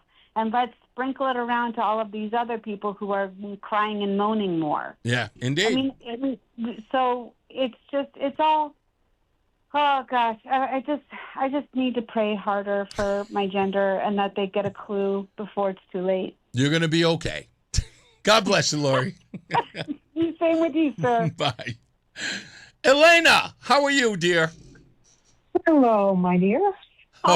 So I think that Joe from Simsbury has set off a firestorm of balls because, and then Lori jumped on it, and I think I'm going to jump on it further. So I am a smaller government, free enterprise, freedom-loving, capitalist American woman with a mind of my own who doesn't follow the sheeple, and I am completely flabbergasted by other American women and men in this country who resonate with this crazy growing red-green alliance, which I see as the far-left liberals and the socialist communist sympathizers who are allying with the Mandami and Abdul el-Sayed Islamists.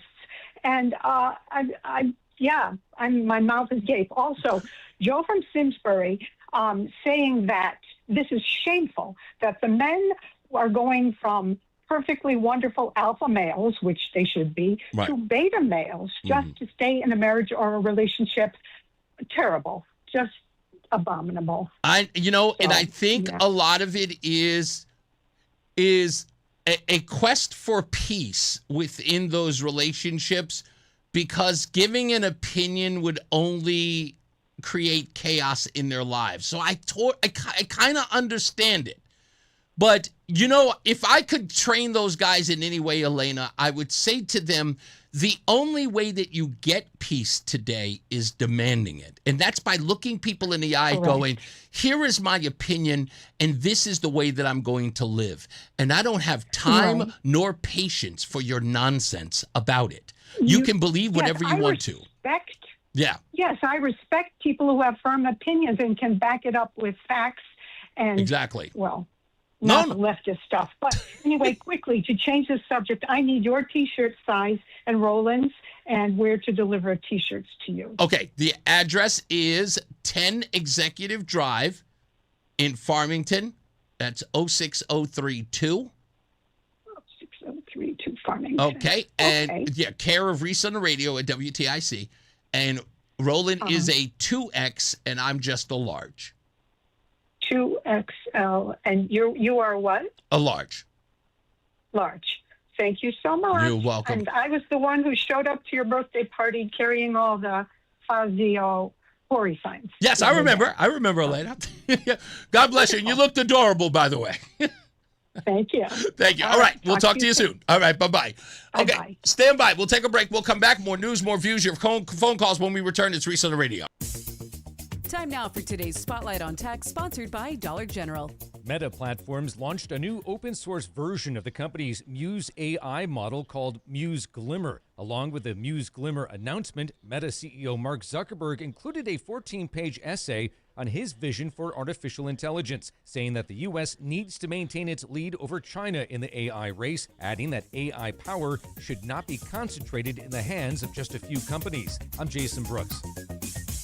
Back to school season is here, and Dollar General has everything you need to start the school year strong. Don't forget to grab a pair of bright yellow sunglasses from the Yellow Glasses Project for just $2. Every purchase makes a difference, with 100% of proceeds helping support teachers, classrooms, and nonprofit organizations working to improve reading and literacy skills across the country. Stop by Dollar General today and shine bright with the Yellow Glasses Project, available now at Dollar General. The Yellow Glasses Project is a program of the Dollar General Literacy Foundation. My name is Whitney Allen, and I'm a widow. My husband, Ryan, died. We never thought we'd ever have to use life insurance, but the unexpected happened. With Ethos, signing up was fast and 100% online. You can get a quote in seconds, apply in minutes, and get same-day coverage. No medical exams, and you can get up to $3 million worth of coverage. I'm grateful we were prepared. Get your free quote at ethos.com/radio. That's ethos.com/radio. Paid spokesperson. Time spent on application may vary. Online health questions required. Back to school season is here, and Dollar General has everything you need to start the school year strong. Don't forget to grab a pair of bright yellow sunglasses from the Yellow Glasses Project for just $2. Every purchase makes a difference, with 100% of proceeds helping support teachers, classrooms, and nonprofit organizations working to improve reading and literacy skills across the country. Stop by Dollar General today and shine bright with the Yellow Glasses Project, available now at Dollar General. The Yellow Glasses Project is a program of the Dollar General Literacy Foundation. This is a special alert to all Americans who own a vehicle with less than 200,000 miles with an auto warranty about to expire or with no warranty coverage at all. Due to a decline in the economy, CarShield is announcing a low-cost month-to-month vehicle protection plan that is now available to the public to save any driver out-of-pocket expenses on future auto repairs. Call now to find out how you can pay almost nothing for covered auto repairs. Yes, you heard that correctly. Pay almost nothing for covered auto repairs. An open phone line has been established for all drivers to call for a free quick quote. Call 800-220-6409 now.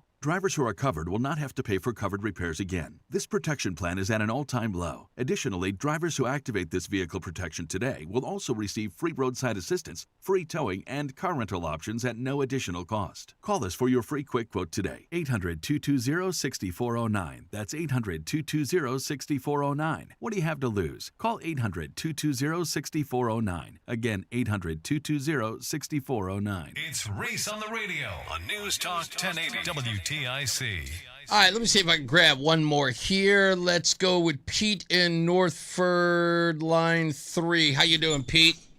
Hey, good afternoon, Reese. Thanks for the time. Hey, look, it's been my contention for many, many, many years now that we are suffering the consequences of our own tolerance. Very good point. I was thinking about that during the break. You're right over it. That's exactly right. And, we wake up and we say, how can this be going on here in this country? How is this being allowed? Well, it's being allowed because we have all been, victims, if you will, of a concerted effort to apply Saul Alinsky's rules for radicals, against us. Now, if you take a look at those rules for radicals, there's a couple of real interesting ones there. One is you use methods to disorient people. Yep. Okay, you disorient them. And we have seen a purposeful disorientation of our society through the use of gaslighting, right? We think it's up, they tell you it's down. We think it's right, they tell you it's left. All right? This is on purpose. This is to get you to start questioning your own self. Very true. And maybe I'm wrong. And then you wake up and you say, I'm not wrong. What I see is what I see. What I hear is what I hear.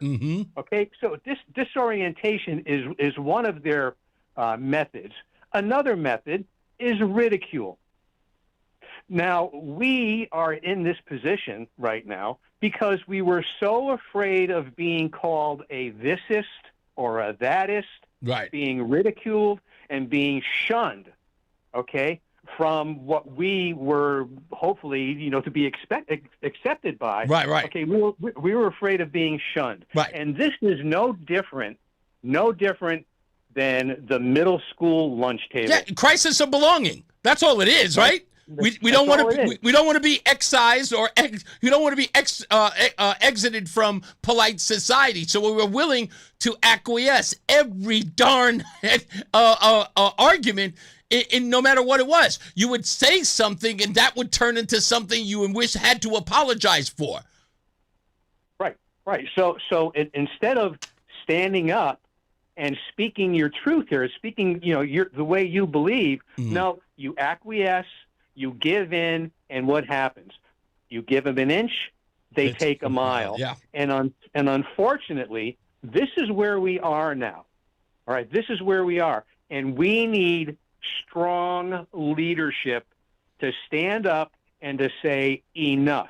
Yeah. But I don't know, Reese, if people really understand this operation, if you will, that's been pulled off against us. I don't think there's enough people out there who realize that this was an actual psyop. Yeah, if you will. it was. You're 100% right. I got to go to a hard break, but thank you so much, Pete.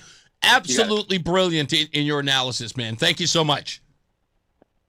Let's take a break. Let's get our first check of weather and traffic. Mark Christopher's here. He is at the BPS Lawyers Traffic Center. Hey, Mark. All right, Reese, thank you very much. Good afternoon to you, and good afternoon, everyone. If you're heading into Hartford right now, eastbound side of 84, you've got delays from 46th Avenue into the downtown tunnel. Westbound 84 is tied up approaching the Bulkley Bridge in East Hartford. Southbound 91 delays 33 in Hartford down to 32 A and B. If you're traveling in the northbound side of 91, easy ride Cromwell up in the winter. 291 westbound moving slow approaching the Bissell Bridge in South Windsor in the construction. 2 westbounds tied up 1D up to the 84 West merge in East Hartford. 9 northbound slowing Harbor Park to the Aragoni Bridge in Middletown.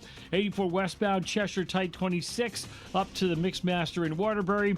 84 eastbound Waterbury tied up approaching 17 to the Mixmaster. Southbound 95 New Haven tight 46 down to 43 in West Haven.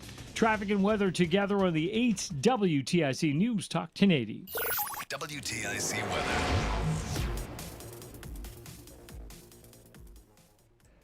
We've got a partly cloudy sky on tap overnight with a low of 62. Sunshine mixing with a few clouds tomorrow. It'll finally be less humid with a high of 86. The clouds will break up tomorrow night with a low temperature of 66. We will have some sun Thursday, but also a shower or a few sprinkles mainly during the afternoon with a high of 84 degrees. Partly sunny, low humidity on Friday with a high of 82. Partly sunny to start the weekend on Saturday, the high 77. And then mostly cloudy with a couple of showers and a thunderstorm on Sunday, the high 79. This is meteorologist Chad Merrill in the WTIC Weather Center. There's a lot happening in Washington and in your local neighborhood. Follow WTIC News Talk 1080 on the Odyssey app to keep up with the latest. This is WTIC News Talk 1080 with Brian and Company in the morning, Reese on the radio in the afternoon, and news around the clock. WTIC and WTIC FM HD2 Hartford and Odyssey Station. 4 o'clock in the afternoon. I'm John Silva, WTIC 1080 News. Pennsylvania's Attorney General has announced that arrests have been made. The alleged ringleader of a cocaine trafficking ring operating out of a couple of frat houses at Penn State University. Under arrest is 24-year-old former student Agostino Abatillo, who was denied bail in court today. Here's correspondent Matt Rivers. Officials say the group brought in kilos of cocaine at a time in 2023 and 2024, making trips to Philadelphia and New York City to refill their supplies. Former students Agostino Abatiello, Thomas Robinson, and 3 others facing federal corrupt organizations and conspiracy charges, among others. 8 others facing misdemeanor charges. The parent of one student charged for allegedly interfering with the investigation. State and university officials say the school is cooperating with the investigation. Back here, state police say one person is dead, another has been detained in Summers. Victim was found with apparent gunshot wounds early this morning before dawn at a home on South Road. The victim was pronounced dead at the scene. There's no word yet on whether any charges have been filed. There's been a heavy police presence at the scene since troopers first responded before dawn.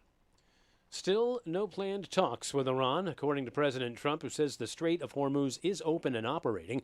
On social media, the president said the U.S. blockade remains in effect and that he could make the strait a U.S. territory. Every time the president has brought this up, Iran has pushed back very strongly. This has been the sticking point going back to June when they tried to reach that deal to reopen the strait, and they continue to haggle over this. We heard a very forceful response from the Iranians just about the state of negotiations. They say the Strait of Hormuz will not open until the U.S. blockade is lifted, until the frozen assets are released, until they're able to sell oil again, and also they say until the threats and military options are off the table. Correspondent Karen Travers at the White House. Another day of testimony in the trial of Lindsay Clancy in Plymouth, Massachusetts. Her former mother-in-law took the stand today to testify. The Wallingford native did reach out for help in dealing with postpartum mental illness. More from ABC's Peter Haralambous. This is kind of a key part of the defense to push back on a prosecution argument that we heard repeatedly over the course of this trial. Prosecutors say that Lindsay Clancy was not serious about her mental health treatment, that she was basically jumping from provider to provider looking for a quick fix, and that after about 4 months of treatment, she just gave up on it. But now we're hearing from both her mother and mother-in-law basically saying, no, she was serious about getting help, and we actually helped her facilitate that help. Clancy is charged in the murder of her 3 children.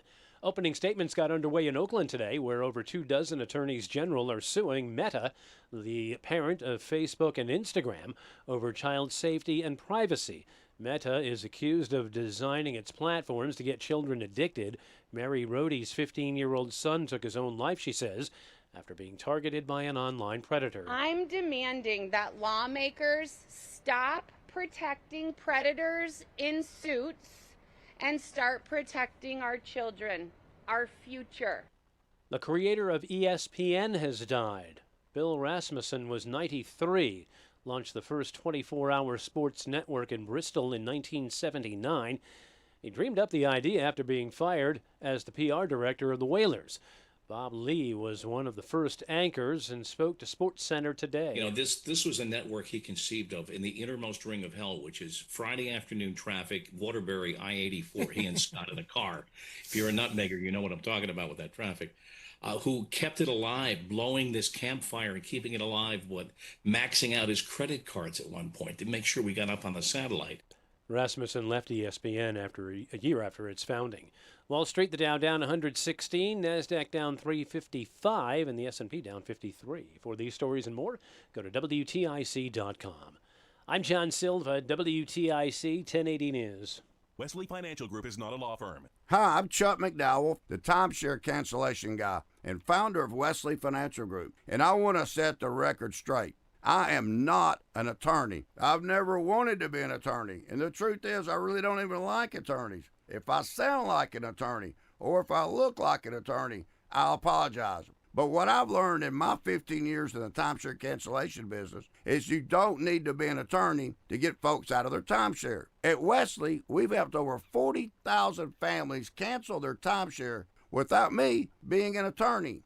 And I want to share with you how we do it. Just give my office a call, and you will not talk to an attorney. And I guarantee if we take you as a client, we'll get you out of your timeshare, or you'll pay nothing. Call now for your free information kit. 800-714-9090. 800-714-9090.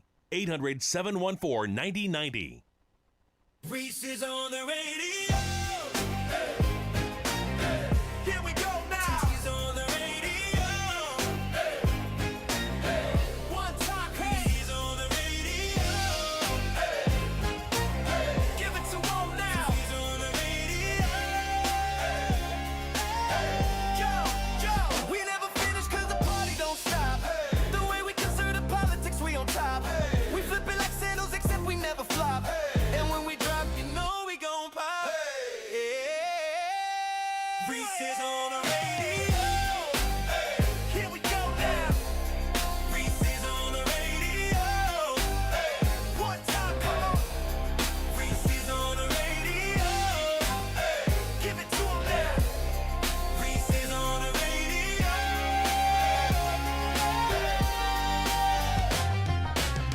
All right, first half of the show done, second half underway. When we return, we'll continue with your phone calls. Obviously, you guys are very interested in this Red-Green Alliance conversation. We'll take those phone calls, so stand by for that. Tonight, he's in the chat room. Tim, just go back to Friday's show. It's on YouTube. If you're confused about what I said on Friday, that's the reason why you go to ReeseOnTheRadio.com. We make this show available for you in real time. You could go back and watch anytime you want to. Just go to ReeseOnTheRadio.com. You can also share us on Facebook and X and all that other stuff. So if ever you want to understand what it is I said, if you're missing it or you forgot it, it's like, oh, what did he say? You can always go back to ReeseOnTheRadio.com right there and just listen anytime. Share it with your friends. Absolutely. Sharing it is important. Share the show with everybody, whoever it is you want to share it with. Share it with this person, with that person, this radio host and that radio host. Share with everybody you know. That's one point. Get the word out. Just in case there's somebody out there who doesn't know Reese this year. Okay? All right, just so you know that. Like I said, we'll take your phone calls in a second. Let's get into weather and traffic on the 8s. Mark Christopher's back. He is in the BPS Lawyers Traffic Center. Hey, Mark. All right, Reese, thank you very much. Well, good afternoon. If you are heading into Hartford on the eastbound side of I-84, look for delays 46th Avenue into the tunnel. Westbound 84 slowing East Hartford, approaching the Bulkley Bridge out to 47 Sigourney. 91 southbound delays 33 down to 32 A and B. 291 westbound, some slow traffic approaching the Bissell Bridge in South Windsor. 2 westbound's a little sluggish as you approach the 84 West merge in East Hartford. Heading into Middletown, 9 northbound delays Harbor Park up to the Aragoni Bridge. 84 eastbound Waterbury tight, approaching 18 to the Mixmaster. Westbound 84 slows 26 to 25A in Waterbury, again at the Mixmaster in Waterbury. And South 95 delays New Haven, 46 down to 43 in West Haven. Traffic and weather together on the 8th WTIC News Talk 1080. WTIC weather. We've got a bunch of cumulus clouds out there. Those are fair weather clouds. Now, for the rest of the afternoon, there may be a brief thunder shower that pops up well east of the city. Otherwise, we are dry. The high temperature up to 84. Partly cloudy down to 62 overnight. Less humid tomorrow with a mix of sun and clouds up to 86 degrees. The clouds will break tomorrow night, the low 66. Now on Thursday, we will have a low pressure approach, and that could bring a shower or a couple of sprinkles during the afternoon with up to 84 degrees. Low humidity with a partly sunny sky on Friday, 82.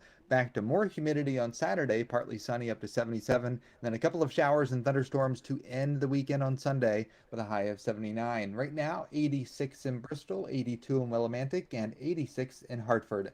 This is meteorologist Chad Merrill in the WTIC Weather Center. Brian Shackman here for Serta Pro Painters. Listen, if you have a project and you've been putting it off, you might might want to do it now. CertaPro Painters, by the way, they give you a free estimate and they do it quick. You never have to wonder about what's next. CertaPro Painters, they are reliable with updates and communication. They did my kitchen, and I can't tell you, it's almost like they weren't there. I talked to them and did the estimate. They got the work done, and it's great. I loved it, and that was it. Again, CertaPro Painters. Schedule your free estimate online at CertaPro.com. That's Certa with a C. Each CertaPro Painters business is independently owned and operated. Hey, baseball fans, you can win tickets to a Boston Red Sox game with the Red Sox Player of the Game contest. Just listen when we announce the player of the game during the 7th inning stretch. That would be during the break in the middle of the 7th inning, during every game broadcast on WTIC. Then tune into Brian and Company the following morning at 8:10. Know the player of the game, be the correct caller, and you'll win a pair of tickets to an upcoming game in Boston. It's the Red Sox Player of the Game contest, only on WTIC.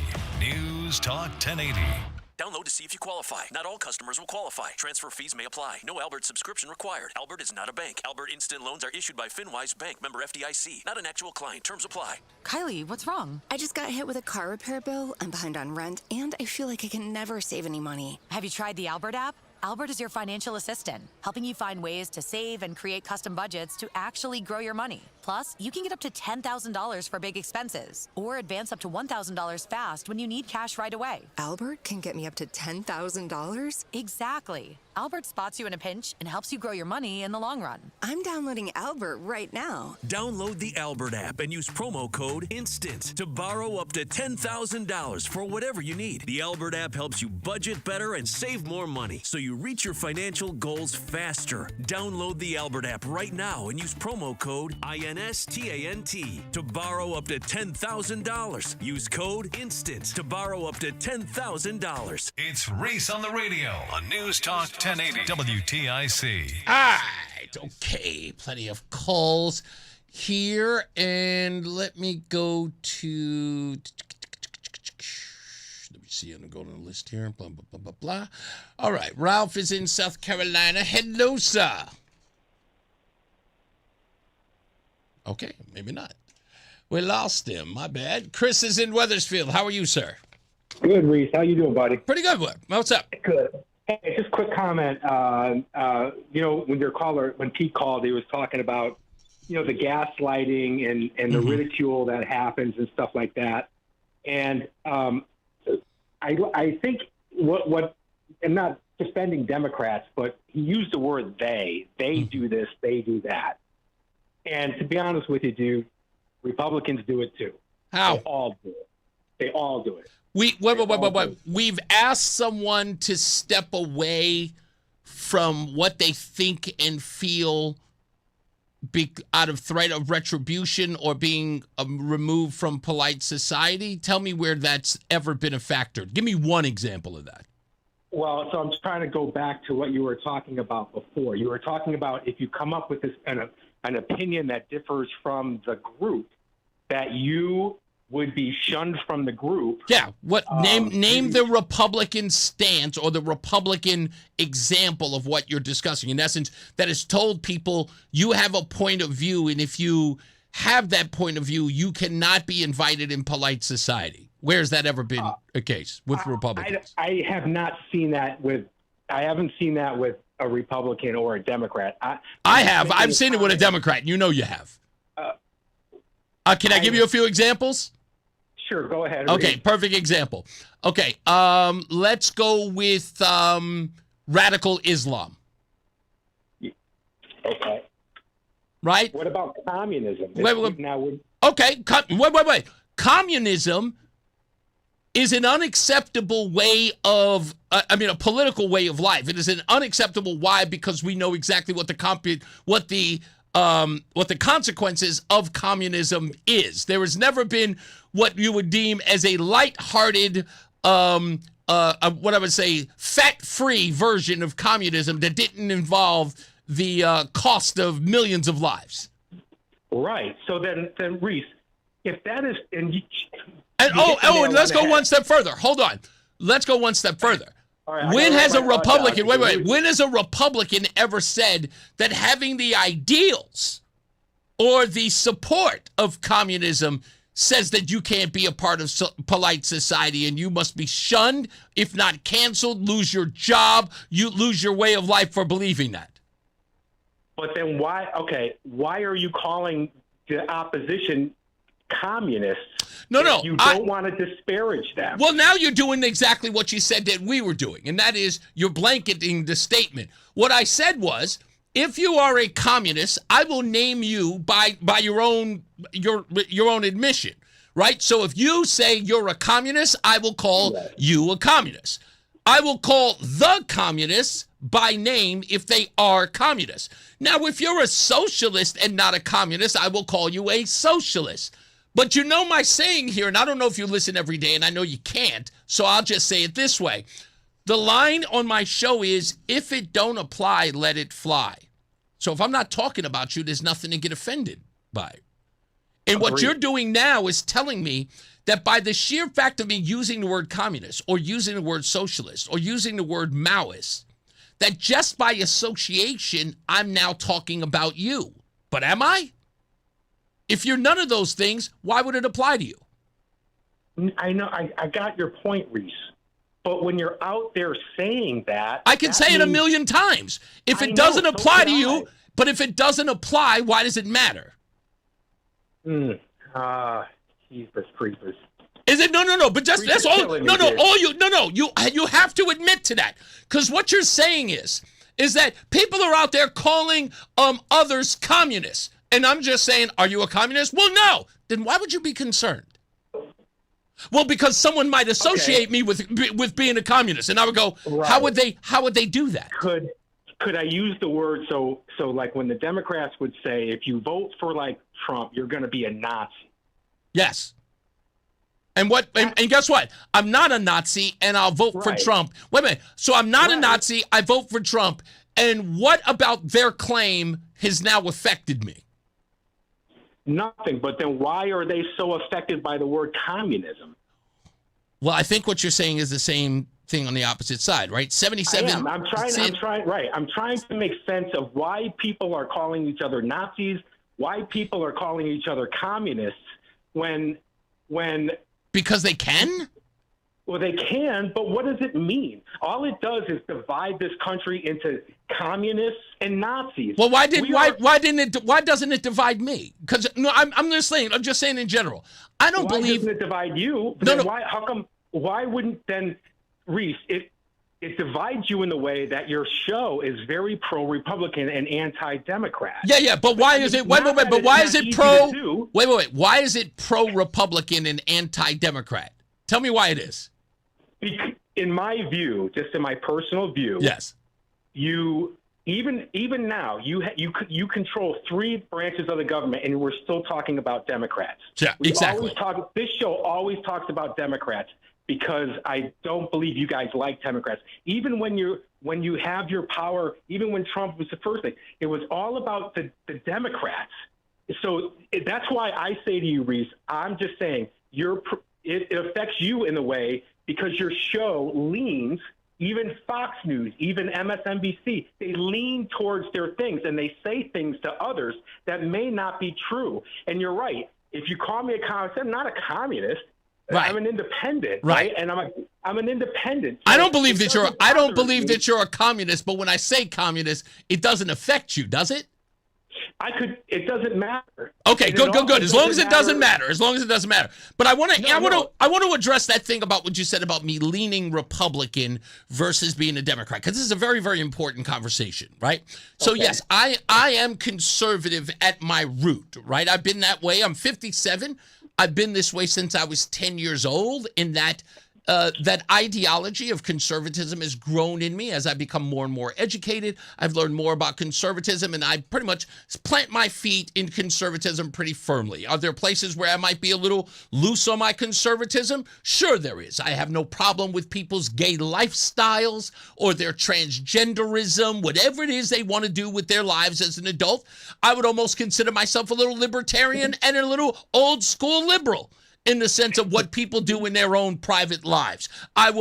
When I was younger, when I was in my 30s, I would definitely say I was absolutely against that. And, I would be more of a hardliner. But as I've gotten older, I would say that there are some things that I've socially adapted to, saying that those things we're not going to obviously be able to condemn or remove from our society. It's completely outgrown the political sphere into making it like a wedge issue that we can actually govern or legislate on. So I move away from that kind of stuff. But yes, I am heavily conservative. And that's right. We do have all three branches. Why are we still talking about Democrats? I would go so far as to tell you this, Chris, because you're always going. No, I will tell you this. Democrats are always going to be a threat. And what I mean by that word is they are a threat to our society because they are not rooted in any principles. And that has been shown from JFK till today. If you were to look at I will go so far as I'll go further than that. The Democrat Party has been a chameleon, an ever-changing ideal, ever so often, generation from generation. Liberal or Democrats have morphed themselves into something, if not more dangerous, far more sinister. Remember, we're talking about a party that was the party of slavery, and then, weirdly enough, became the party that said, ask not what your country can do for you, but what you can do for your country, into the great society, to the welfare state, to now a socialist, albeit communist ideal. So when I say, why is it always about Democrats, it's because we never know what you're going to do, and we never know what kind of threat you're going to pose on the world in which we are trying to create. Or if anything, protect. I got it, dude. Thank you. Not a Democrat. Okay, that's fine. And that's what I said. If any of those things were to apply to you, of course you could be offended by that. Got a problem. Okay, but everything about that is what I'm trying to express to you, is that the reason why the Democrats are always going to be the focal point of conservatives is exactly what I just told you. And you know it to be true. The Democrats are not the JFK Democrats, and I would go so far as to say they are not the Democrats of Woodrow Wilson. Bringing the Klan into the White House. Right? They're clearly not those guys, but now they're literally promoting Maoists, okay? Promoting people who celebrate the birthdays of Lenin. And we're talking about as their kingmakers in Hassan Piker. So I would be insane to think that these people aren't dangerous because they're chameleons. They change themselves in a drop of a dime. And when you ask old school blue dog Democrats whether or not they can align themselves with these people who are talking about destroying the Senate and our Constitution, and their response is, we're a big tent party. How can those people not be dangerous?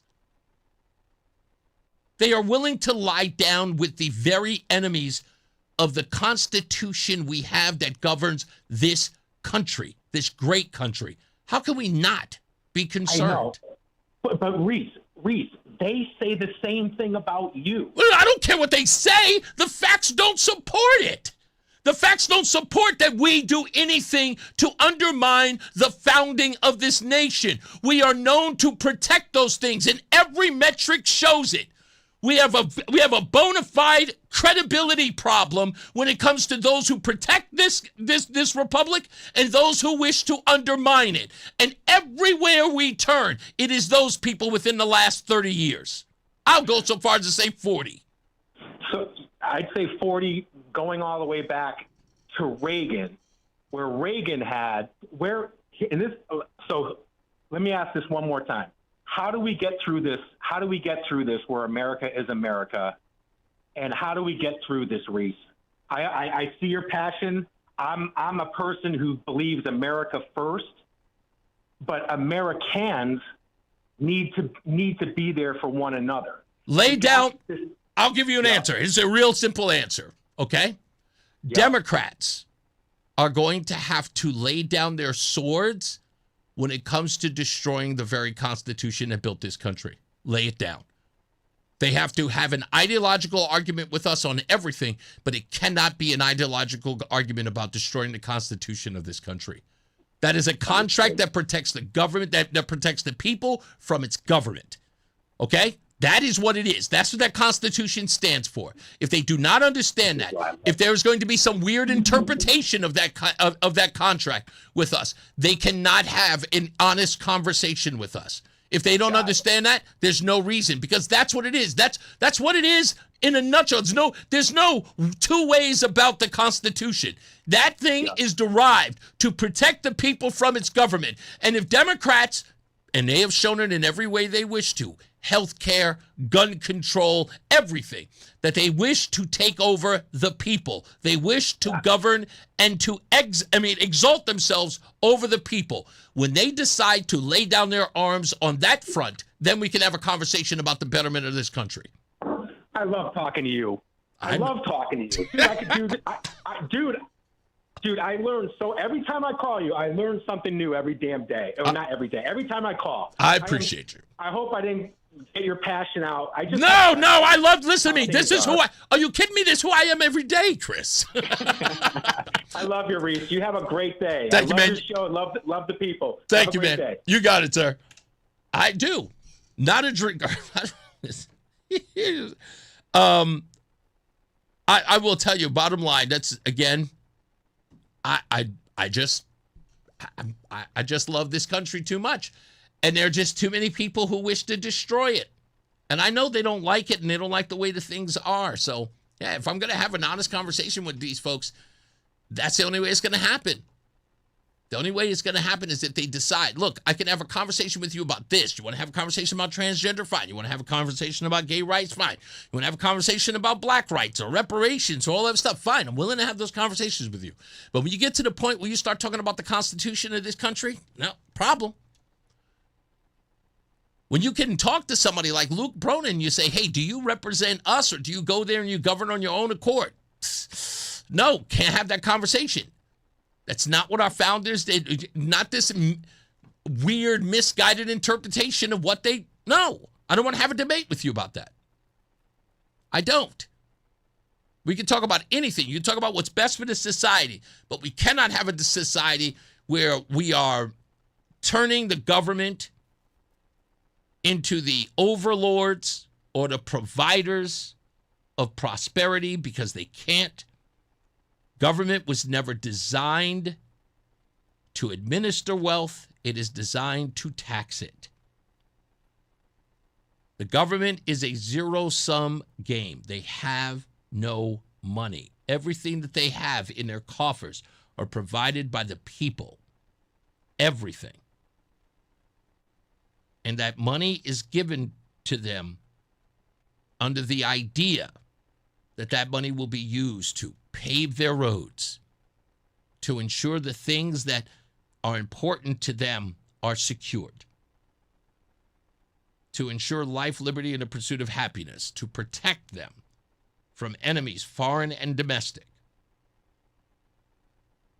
But they are not there to bring in a bunch of people who have not earned the right to be here, to pay for them to live here, not assimilate, not contribute.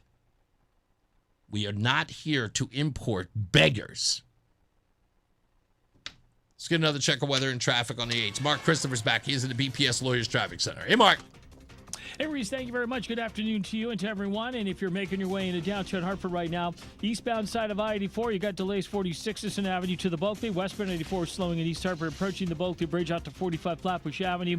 Look for some slow traffic in Hartford, 91 South 33 down to 32 A and B. And again, you'll see some sluggish traffic approaching 19 in Meriden down to exit 17 for the Wilbur Cross Parkway. 291 westbound slowing from exit 2 in South Windsor up to the Bissell Bridge and the construction there. Heading toward Middletown, 9 northbound delays Harbor Park up to the Ariconi Bridge. 84 eastbound in Waterbury slowing 18 up to the Mixmaster. Westbound 84 is tied up 26 up to 25A again at the Mixmaster in Waterbury. And if you're heading into the New Haven area, South 95 got some slow traffic from 46 down to 43 in West Haven. Traffic and weather together on the 8 WTIC News Talk 1080. WTIC weather. We've got a partly cloudy sky on tap overnight with a low of 62. Sunshine mixing with a few clouds tomorrow. It'll finally be less humid with a high of 86. The clouds will break up tomorrow night with a low temperature of 66. We will have some sun Thursday, but also a shower or a few sprinkles mainly during the afternoon with a high of 84 degrees. Partly sunny, low humidity on Friday with a high of 82. Partly sunny to start the weekend on Saturday, the high 77. And then mostly cloudy with a couple of showers and a thunderstorm on Sunday, the high 79. This is meteorologist Chad Merrill in the WTIC Weather Center. Get a head start to your day with WTIC News Talk 1080. Listen to us live on the Odyssey app before you even hit the road. Get the breakdown on the biggest news stories that Connecticut is talking about. To get started, download the Odyssey app and search for WTIC News Talk 1080. And now, a WTIC news update. It's 4:30. Good afternoon. I'm John Silva, WTIC 1080 News. Partly sunny skies, temperature of 85 degrees. State police say one person is dead. A second person was detained. Investigation currently underway. This after troopers responded around 4 this morning, a report of a suspicious incident at a home on South Road. Turns out one person was found shot, pronounced dead at the scene. Again, a second person detained. No other details have been released at this point by state police, who say there is no threat to the public. Woodbridge police say a 15-year-old is charged in a string of car thefts. Officers last week spotted the suspect in one of 3 vehicles they found on Hazel Terrace. Following a brief foot pursuit, they collared the teen, who they say also had a fake gun on him, along with the keys to the other vehicles. Lindsay Clancy begged for help as her mental health deteriorated in the months before she killed her 3 children. That from her former mother-in-law at trial in Plymouth, Massachusetts today. Susan Clancy told the jurors that Lindsay was struggling with insomnia and anxiety and feared she'd become dependent on medications that she was taking. Now, injuries reported in an explosion and fire at a commercial building in Berlin today. Fire officials say a stray spark ignited some cooling oil at Precision Punch and Tooling. Some employees kept the flames at bay with extinguishers. Firefighters arrived to put out what was left of the fire. One person sustained a laceration. Others were evaluated for smoke inhalation, but no one was sent to the hospital. The U.S. and Canada negotiating an effort to reach a truce on tariffs before 12:01 a.m. Wednesday, the deadline set by President Trump. If no deal is reached, Trump has threatened to impose 50% tariffs on $20 billion worth of Canadian products, everything from hockey sticks to tongue depressors. There's word this afternoon of the death of ZZ Top drummer Frank Beard.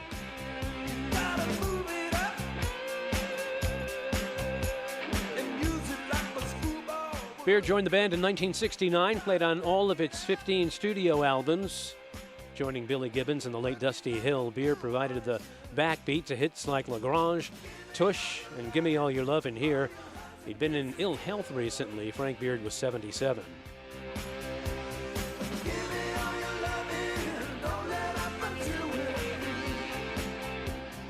Wall Street, the Dow finished down 116 points. NASDAQ lost 355. S&P was down 53. I'm John Silva, WTIC 1080 News. Last year, I had back pain radiating down my right leg. The pain was so bad I was willing to cut my leg off to stop the pain. I could barely walk and had to stoop over when I did just to take pressure off the spine. I'm John Morgan of Morgan & Morgan. In my professional career, I've represented thousands of people who've had herniated discs and issues with their neck and back, but never fully appreciated what they were going through until it was my turn. It's like trying to describe colors to a blind person who's never had sight. All I can tell you is it hurt like hell, but worse. My daily walk was gone, and that bothered me a great deal. Then I thought of all of you and how much more devastating this type of injury could be for you. My life stopped. I now feel your pain. Just know at Morgan & Morgan, we got your back. I understand. Morgan means more. Irby Fisher. No representation is made that the quality of legal services to be performed is greater than the quality of legal services performed by other lawyers. Hi, I'm Chuck McDowell, the timeshare cancellation guy and founder of Wesley Financial Group. And I want to set the record straight. I am not an attorney. I've never wanted to be an attorney. And the truth is, I really don't even like attorneys. If I sound like an attorney, I'll apologize. But what I've learned in my 15 years in the timeshare cancellation business is you don't need to be an attorney to get folks out of their timeshare. After 15 years and over 50,000 cancellations, I can tell you with confidence, we know how to get you out of your timeshare. Call us today and we'll send you our timeshare exit guide absolutely free with all your options for cancellation. Attorneys, this was meant to be funny, so please don't sue me, especially my friend Kenneth from Black River Falls, Wisconsin. Call now for your free timeshare exit info kit. 800-738-9900. That's 800-738-9900. 800-738-9900. Stay locked in. Reese on the radio is on WTIC News Talk 1080. Oh, goodness gracious. Okay, phone lines are through the roof. We're going to get to them in a second, so everybody stand by. I will get to all of you and all of the stuff as well. Mark from West Hartford, or as I like to call him, Mark Walsh Reports, had a post today on X. And I want to ask this question, and you can call up on the show anytime during the show. If not anytime during this week, call up. So here's what he brought attention to. Ryan Fazio's X account says Ryan Fazio for governor. And he noticed that there were only 8,600 followers on the site. And Mark puts it this way. He says, this is a problem. 2.4 million registered voters in Connecticut, and Ryan Fazio only has 8.6 thousand followers. Weeks away from an election. Months away, but yes. Now, I get Mark's point here. That is important. However, followers don't make for votes, but it does sort of, it's what I call an aesthetic message, right? The optics don't look good. And I get his point, is that, you know, this gives the appearance that somebody who's running for a major office in a state doesn't really have a lot of name recognition or popularity, to use a more crude example. And that's got to change. So, for those of you who aren't following Ryan Fazio, get on it. That's all I can tell you. That's all I can tell you is to get on it. They should, I mean, should they be promoting follow us on X? I don't think so. They've got to make a broader case. They've got to make a more important case. But that support has got to happen through a lot of people who support him. If you want him to be governor, you've got to kind of have to spread the word on him, right? That's how that goes. Hey, Joe, I need you to follow the future governor. I need you to show your support for Ryan Fazio. That's the way that kind of has to go. Word of mouth is how it goes. Look, what did I do in order to get now what's well over 500,000 views on one video, right? I had to keep spreading the word. I had to ask you to share it. I had to post it, like and share. Sure enough, now it's everywhere. Over 500,000 people in Connecticut have seen me question Governor Lamont about people of color and voting, being afraid. So that's how you do it. Let's get the weather on the 8s. Mark Christopher's back. He is at the BPS Lawyers Traffic Center. Hey, Mark.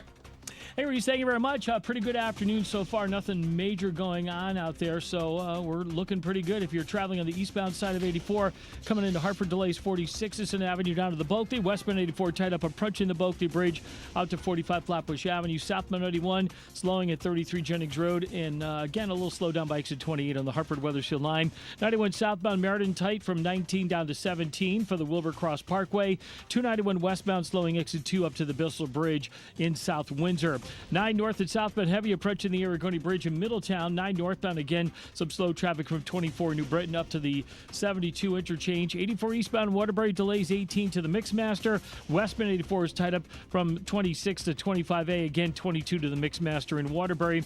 If you're heading southbound in the Parkway, look for delays from exit 50 into the West Rock Tunnel. 95 southbound New Haven slowing 46 down to 44. Traffic and weather together on the 8th WTIC News Talk 1080. WTIC weather. Overall, a pretty quiet weather pattern this afternoon, although there could be a brief thundershower east of the city. The high temperature up to 84. We are partly cloudy with a low temperature of 62 overnight. The dew points drop. It'll be a little bit less humid tomorrow with sunshine mixing with clouds up to 86. Clouds will break tomorrow night with a low of 66. And some sunshine on Thursday, a shower or a couple of sprinkles mainly in the afternoon. Pretty far and few between, though. The high temperature 84. Partly sunny, low humidity on Friday, the high 82. A little bit more humid on Saturday and partly sunny up to 77. Then a couple of showers and a thunderstorm on Sunday with a high of 79. Right now, 85 in New Britain, 82 in Cheshire, and 84 in Hartford. This is meteorologist Chad Merrill in the WTIC Weather Center. Gear up this fall with the new All-Pro battery by Steel. Tackle any task with 60% more peak power. Exclusively available only at your local Steel dealer. 60% peak power comparison between AP300PC and AP300S. Brian Jackman here for CertaPro Painters. You know, I have a really high bar for people working on my home, and that's why I am so proud to talk about CertaPro Painters. First of all, the process is worry-free. They give you this free estimate. They come in, they communicate with you, they're professional, and I'm not just talking with the communication, I'm talking with the actual painting. They got our kitchen done so well, and that's why I'm telling you, you should give it a try. If you have any work needed, either inside or outside your house, they have over 70,000 five-star reviews. That's CertaPro with a C. CertaPro.com to book your free estimate. Each CertaPro Painters business is independently owned and operated. My name is Whitney Allen, and I'm a widow. My husband, Ryan, died. We never thought we'd ever have to use life insurance, but the unexpected happened. With Ethos, signing up was fast and 100% online. You can get a quote in seconds, apply in minutes, and get same-day coverage. No medical exams, and you can get up to $3 million worth of coverage. I'm grateful we were prepared. Get your free quote at ethos.com/radio. That's ethos.com/radio. Paid spokesperson. Time spent on application may vary. Online health questions required. You work hard for every dollar. So it should work just as hard for you, right? That's the idea behind Dollar General and P&G. Ooh, Gain, Dawn, Charmin. Crest, Old Spice, the brands you already trust. At a price your family deserves. You'll find them throughout the store. And here's the part to feel good about. P&G proudly supports the Dollar General Literacy Foundation and Yellow Glasses. Those $2 yellow shades up front, every pair funds reading programs for local kids. Dollar General and P&G. Value without compromise. It's Reese on the radio on News Talk 1080 WTIC. All right, let's get to these phone calls. Who we got first? Polly calling from yesterday. Let's get her in here real quick. Hello, ma'am. How are you? Hi there. I will try and be quick. Okay. And just so you know, WBN might be calling on you to fill in because they just let you go. They let who go? Tom Bowerly. No. So he's the earlier. Earlier. No, he's later. He's later. Bowerly's later. Okay. All right. I'll look into that. Thank you. Yeah. What do you got? So, okay.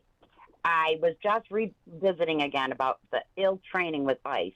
We are spending billions for people that they just had a whistleblower, Ryan Schwank, testified before Congress a few months ago. He worked for DHS. Anyhow, he said they cut mandatory 584 hours. They cut 240 hours from it. I did hear about that. That's the initial training to become an ICE agent, right? Yeah, I did hear about this. From the street to fully badged and armed. Yeah. Mm-hmm. Firearm training and and they sent out secret memos so that they would know that you can, the Fourth Amendment, you can, without a warrant, barge into homes. So I will send you that one video. It's only 7 minutes long. The whistleblower, and it's disturbing because you got people off the street. You're picking people that, I'd love to be a police officer and just go train for a month or two, and I don't know how much money they make. I don't think they make a whole lot, but the ill training is a recipe for disaster. Now, Polly, where are we? Did the whistleblower break down the training at the ICE facility, or did he just generally describe this as poor training? He was part of the inside on the training. No, I understand that, but did he describe the training in the 7-minute video? I only listened to part of it. I just know that the hours. Okay. So yeah, it cut almost in half.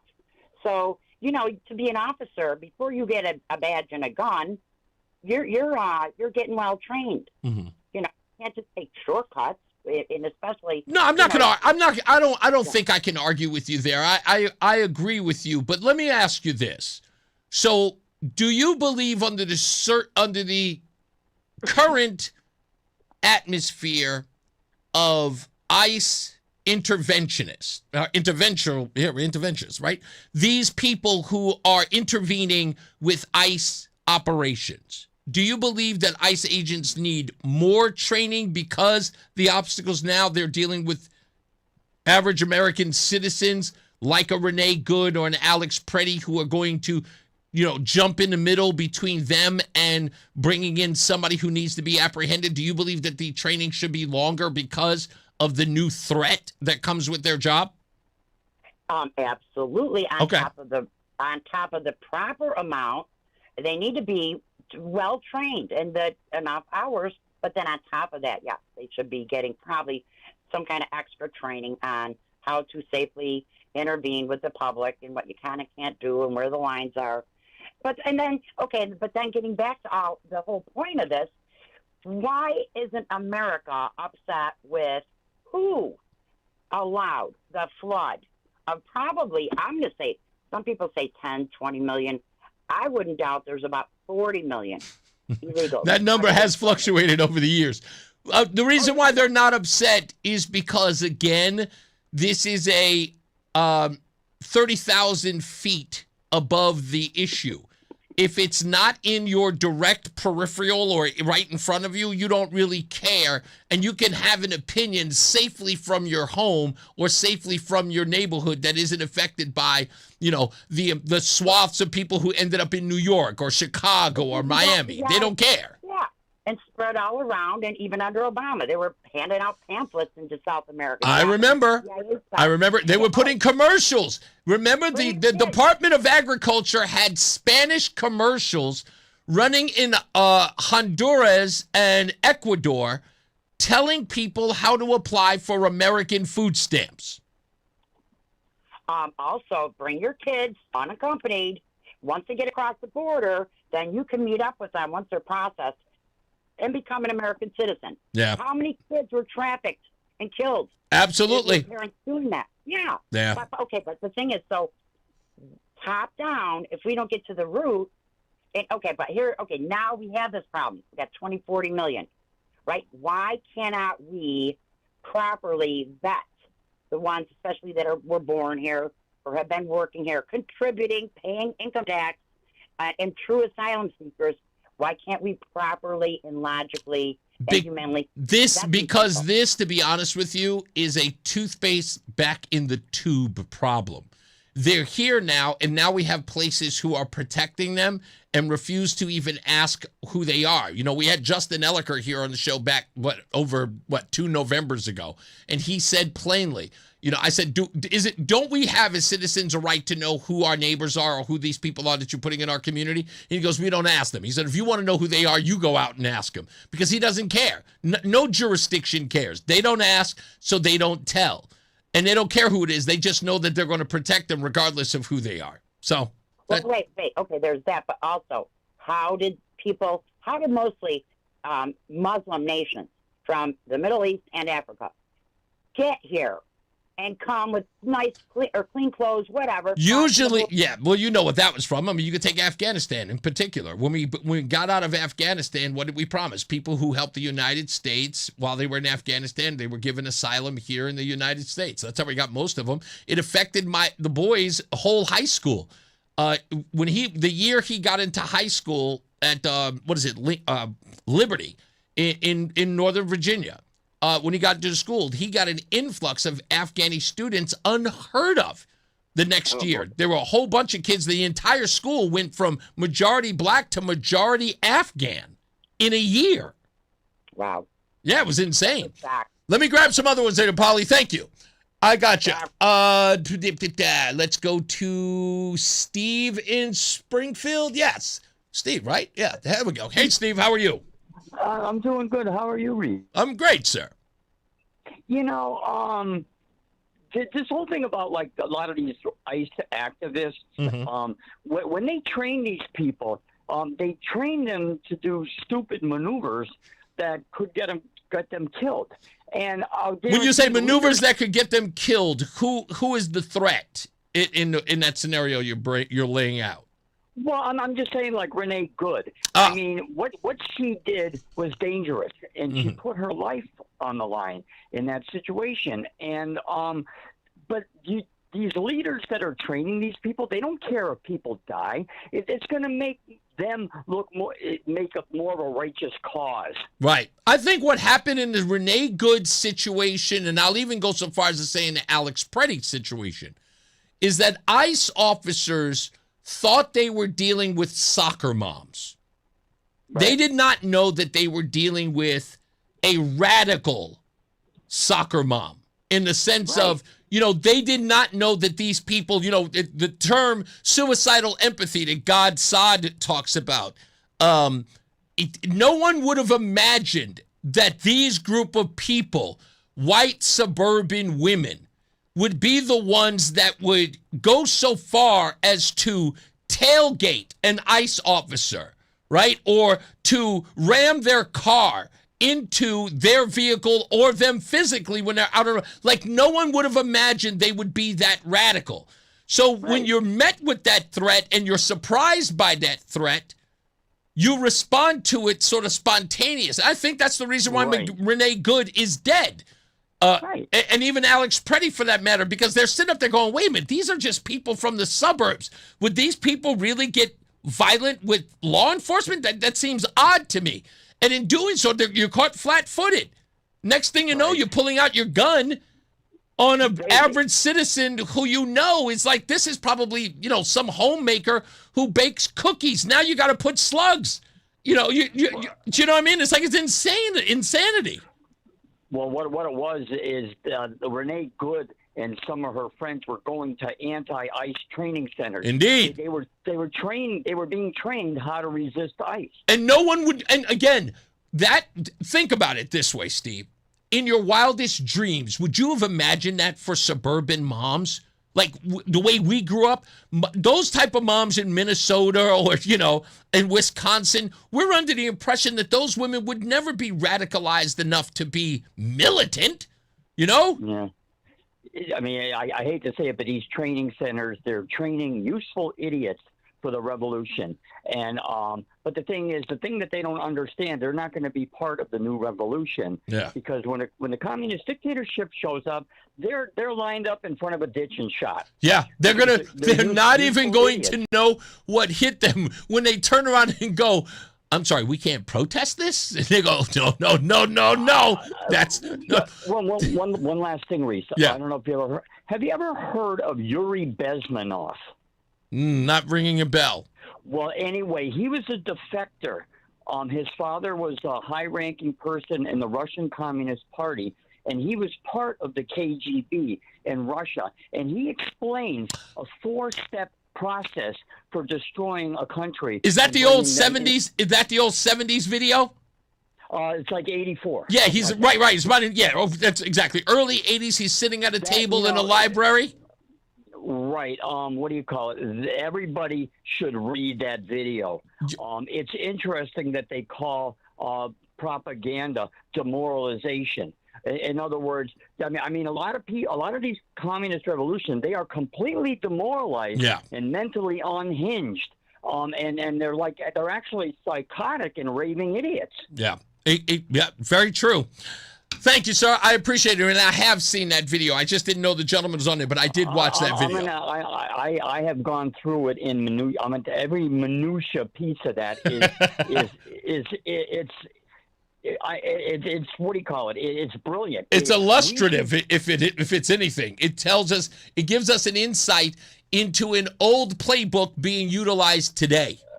We should take heed. Yeah, we should. 100%. Thank you, buddy. I appreciate you. Let me get one more in here. I'm going to go to, let me look on here. Goodness gracious, has he been on that long? No, he hasn't. Is that Tom in Thomaston? You have not been on that long. No, that's Steve. I apologize. That's who I meant. Tom, sorry about that. Hey, no problem. Nice to hear your voice. Hey, I looked into some of the new courses they're teaching at the ICE Academy. Okay. And one of them is Soccer Moms 101, and the other one is Psycho Women 101. So they are getting help to deal with the outside world better, Reese. Yeah, you know what? I'll tell you this, Tom.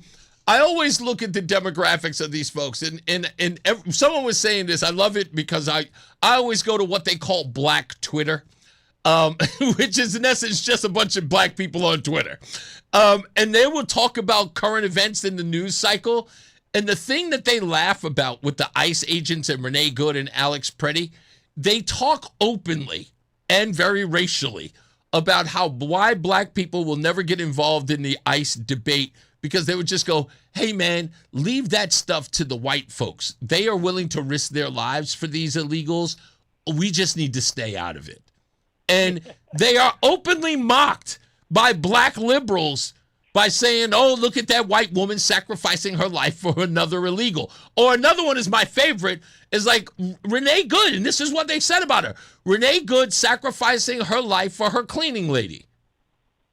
That's exactly the way they look at it. And if they knew that that's how they were being mocked, half of them would knock it off. Reese, I got one quick question for you on the severe strict Islamic philosophy versus socialism. Okay. Which would you rather live under? I think England in 30 years is going to be an Islamic state, the way their population is going. And if we don't watch out, maybe in 100 years, I'm never going to see it. I'm 66. I do not see that happening, but I will tell you this, and this is beyond a shadow of a doubt. England is the type of place in society where an open civil war can and more than likely will take place. And I'll tell you how I know it's going to happen. As much as the news media like BBC is kind of drowning out the conversation about these gangs that are assaulting young girls in England, there are going to be fathers and other members of that society who know that they are being either silenced or ignored as their children are being assaulted, especially their daughters are being assaulted. And there is going to be a small but very, very vocal revolution of folks in England who are not going to care anymore about the political correctness of it all. And there will be... I don't see violence in the United States. No, I do see it there because, again... Liberals, because, how would you know? But No. Listen, I got to go. But the point is, listen... There are people there who are literally like bubbling up to the top of the surface where you're going to see something that happens in England and all of us are going to be completely shocked by. I got to go, buddy. Thank you, man. Let's get another check on the weather and traffic on the 8s. Mark Christopher's back. He's in the BPS Lawyers Traffic Center. Hey, Mark. All right, Reese, thank you very much. 84 eastbound coming into Hartford, delays 46 Sisson Avenue to the Bulkley Bridge. Westbound 84 tied up. Approaching the Bulkley Bridge out to 45 Flatbush Avenue. 91 southbound slows Hartford 33 down to 32 A and B. And again down by exit 28. More delays as you approach 19 and Meriden down to 17 for the Wilbur Cross Parkway. Parkway. 2 westbound slowing 1D up to the 84 West merge in East Hartford. 291 westbound delays exit 2 in South Windsor up to the Bissell Bridge. 2 westbound slows 1D up to the 84 West merge in East Hartford. Both sides of 9 heavy approaching the Aragoni Bridge in Middletown. 9 northbound slowing 32 in Berlin up to 34 in New Britain. If you're on the eastbound side of 84 in Waterbury, delays 17 up to the Mixmaster. Westbound 84 is tied up from exit 23 in Waterbury up to the Mixmaster. Southbound on the Parkway, delays approaching 50 into the West Rock Tunnel. 95 southbound delays New Haven 46 down to 43 in West Haven. Traffic and weather together on the 8th WTIC News Talk 1080. WTIC weather. We've got a partly cloudy sky on tap overnight with a low of 62. Sunshine mixing with a few clouds tomorrow. It'll finally be less humid with a high of 86. The clouds will break up tomorrow night with a low temperature of 66. We will have some sun Thursday, but also a shower or a few sprinkles mainly during the afternoon with a high of 84 degrees. Partly sunny, low humidity on Friday with a high of 82. Partly sunny to start the weekend on Saturday, the high 77, and then mostly cloudy with a couple of showers and a thunderstorm on Sunday, the high 79. This is meteorologist Chad Merrill in the WTIC Weather Center. Get a head start to your day with WTIC News Talk 1080. Listen to us live on the Odyssey app before you even hit the road. Get the breakdown on the biggest news stories that Connecticut is talking about. To get started, download the Odyssey app and search for WTIC News Talk 1080. This is WTIC News Talk 1080 with Brian and Company in the morning, Reese on the radio in the afternoon, and news around the clock. WTIC and WTIC FM HD2 Hartford and Odyssey Station. 5 o'clock Hartford temperature 85 degrees. I'm John Silva. WTIC 1080 News. The investigation continues into a death earlier today in the town of Summers. More from WTIC's Morgan Cunningham. State police received a call concerning a suspicious incident at a home on South Road in Summers around 4 this morning. When troopers arrived at the scene, a body had been found shot. A second person who was at the scene was detained for further questioning in the investigation. At this time, state police are not releasing any names. They also haven't said what may have led up to the incident, but they do say that there's no threat to the public. Morgan Cunningham, WTIC 1080 News. President Trump threatening to bomb U.S. ally Oman over its talks with Iran regarding a separate deal to reopen the Strait of Hormuz. President says the strait's open and the U.S. blockade remains in effect. Jonathan Carl reports. With oil prices climbing higher and talks with Iran going nowhere, President Trump threatened to, quote, bomb the expletive out of U.S. ally Oman if they get in the way of his goals in the Strait of Hormuz. I don't think they behave very well, but we'd handle them very easily, just like we do others. The war has reduced ship traffic in the Strait to a standstill, rattling world markets and raising the price of gas. On average, Americans are paying over $4 a gallon, up over $1 since the war began. Senator Richard Blumenthal says poor planning and the Pentagon have contributed to poor conditions aboard the USS Abraham Lincoln in the Middle East, and local veterans are calling for a resolution. Families of sailors aboard the Lincoln say their loved ones are suffering from deplorable sanitary conditions and a lack of basic supplies, more than 9 months into their deployment. Senator Blumenthal. The reason for this lack of basic necessities is simply bad planning, inadequate preparation, abysmal readiness. President Trump and Defense Secretary Pete Hegseth have dismissed the family's concerns, a response Blumenthal calls disrespectful. Bridget Prince, co-chair of the Veterans Caucus of the state Democratic Party, is concerned crews sailing from Groton could face similar trouble. I think we would be wrong or naive to think that if we don't address this now, that it couldn't happen here to our sailors. Dave Maker, WTIC 1080 News. Pennsylvania's Attorney General has announced the alleged ringleader of a cocaine trafficking ring at Penn State and 2 student fraternities surrendered this morning. 24-year-old Agostino Abatilo was arraigned. He's being held without bond. Others have been charged in the case that dates back 3 years. Officials say one of the suspects was known as the largest dealer of coke for Penn State students. The only non-student charge is one suspect's father, accused of hiding drugs and cash in a safe and obstructing the investigation. Penn State reacting to the charges, saying, "We are horrified by these serious allegations," adding, "Criminal activity, including hazing such as this, has no place at our institution." Correspondent Lionel Moyes. In Woodbridge, police say a 15-year-old is being charged in a string of motor vehicle thefts. Last Thursday, officers spotted 3 abandoned vehicles on Hazel Terrace. 2 were reported stolen in Woodbridge, another from Naugatuck. Officers say they spotted the teen in one of those vehicles. He was later collared after a brief foot pursuit. Arresting officers say the suspect had the keys to 2 of the vehicles on him, along with a fake gun. He now faces several larceny and weapons charges.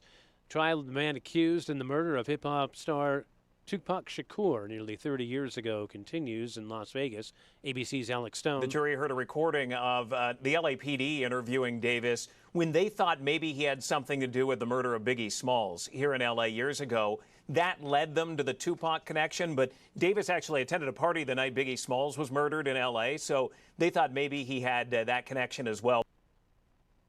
Checking Wall Street, the Dow finished down 116 points today. The NASDAQ gave back 355. And the S&P was down 53 points. I'm John Silva, WTIC 1080 News. Men, erectile dysfunction can affect much more than just your sex life. It can create stress in relationships, lead to feelings of anxiety or embarrassment, and impact your overall confidence and well-being. This is Dale for Northeast Men's Health, and we specialize in treating men's sexual health issues. ED is a frustrating condition, and many men suffer for years without seeking treatment. But the good news is that, if you're like most men, we have the answer. Our licensed medical providers will evaluate your specific medical situation and recommend a plan designed for you. And these advanced medical therapies work, with treatments having success rates of well over 90%, which means you and the one you love can have great sex again without the fear and worry of ED. You can even last up to an hour or more, and you may just find you're performing like you haven't in years. So call us. Your initial visit is just $99 and includes blood work, a medical consult, and if medically advised, a test dose. And if that test dose doesn't work in the office, your visit is free. Call 800-930-5956 or go to northeastmenshealth.com. We have 7 offices, including our new office in Bridgewater. It's Reese on the radio on News Talk 1080 WTIC. All right. News. Music news today is indie pop singer Clario. I don't know who that is. They turned 28. If they're in their 20s, I have no idea who these people are. I just read it. Mika, a pop star behind the hit Grace Kelly. I know that song, and I know that artist. They are 43 today. Aphex Twin, an electronic music producer known as Richard D. James, turns 55. Everlast, the frontman from House of Pain, and Whitey Ford Sings the Blues, and also the hit song Jump Around. He turns 57 today. Wow, he's just a couple of years younger than me. And Dennis Elliott, the original drummer from Foreigner, turns 76. And of course, I think we just lost somebody from, what was it, ZZ Top? Yeah. Anyway, in 1962, on this day in music, Ringo Starr played his first show with the Beatles after just 2 hours of rehearsal at a dance in Birkenhead, England. In 1969, Jimi Hendrix closed out the Woodstock Festival with the legendary early morning set that concluded his version of the Star Spangled Banner, famously.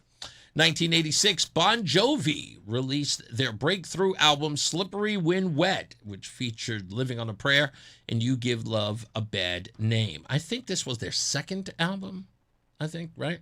And in 1956, Elvis Presley's double A side, Hound Dog and Don't Be Cruel, hit #1 on the charts and stayed there for a record 11 weeks. That's right. In fact, I remember just days ago we were mentioning that he had released it just a couple of days ago, and that fast it went to #1 on the charts.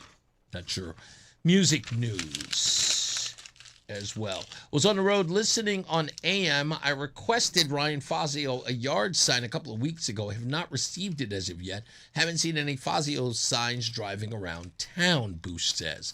Okay, well, if that is a problem, I'm sure that there are listeners who need to know. Just let me know what town you're in, Boost, and we will make sure that that is remedied.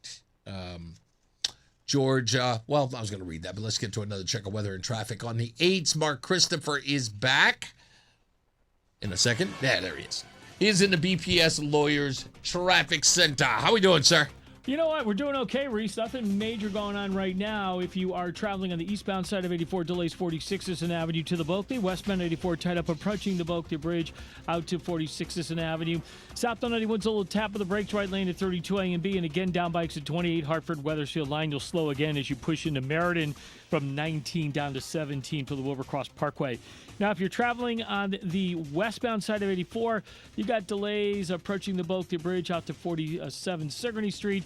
291 westbound slowing from exit 2 up to the Bissell Bridge. If you're traveling 84 eastbound, East Hartford delays 58 out to 59 into 384 interchange. 2 westbound slowing 1D up to the 84 West merge. Both sides of 9 slowing approaching the Aragoni Bridge. 9 northbound again is tight 34 up to the 72 interchange in New Britain. 84 eastbound Waterbury delays 17 to the Mixmaster. And if you're heading down into New Haven, southbound Parkway have slow traffic now from 51 in Hamden down into the West Rock Tunnel. 95 southbound delays 46 to 44 in New Haven. Traffic and weather together on the 8th WTIC News Talk 1080. WTIC weather. And quite a pleasant afternoon, a mix of sunshine and a few fair weather cumulus. Partly cloudy overnight, the low temperature down to 62. Lower humidity tomorrow with sunshine and a few clouds up to 86 degrees. Mostly clear down to 66 tomorrow night. There will be a shower or a couple of sprinkles around on Thursday, primarily in the afternoon, but pretty hit and miss. Some sunshine as well, up to 84. Low humidity back in here on Friday, partly sunny, the high 82. Humid and partly sunny on Saturday, up to 77. And then a couple of showers and a thunderstorm on Sunday, the high 79. Right now, 81 in Waterbury, 82 in Willimantic, and 86 in Hartford. This is meteorologist Chad Merrill in the WTIC Weather Center. Not feeling well or need a checkup? Make your first appointment with ProHealth Physicians. New patients can call 1-855-CT-MD-411 or book online to get the care you need without the wait. Find trusted local primary care for all ages at prohealthmd.com/radio. Join us this Sunday for Tumalo Financial, your go-to for retirement planning and taxes. Tune in to the father-son duo from 7 a.m. to 8 a.m. or catch replay from 5 to 6 p.m. Tumalo Financial, retirement planning with integrity on WTIC News Talk 1080. 3 people, 3 different kinds of joint pain, 1 decision to do something about it.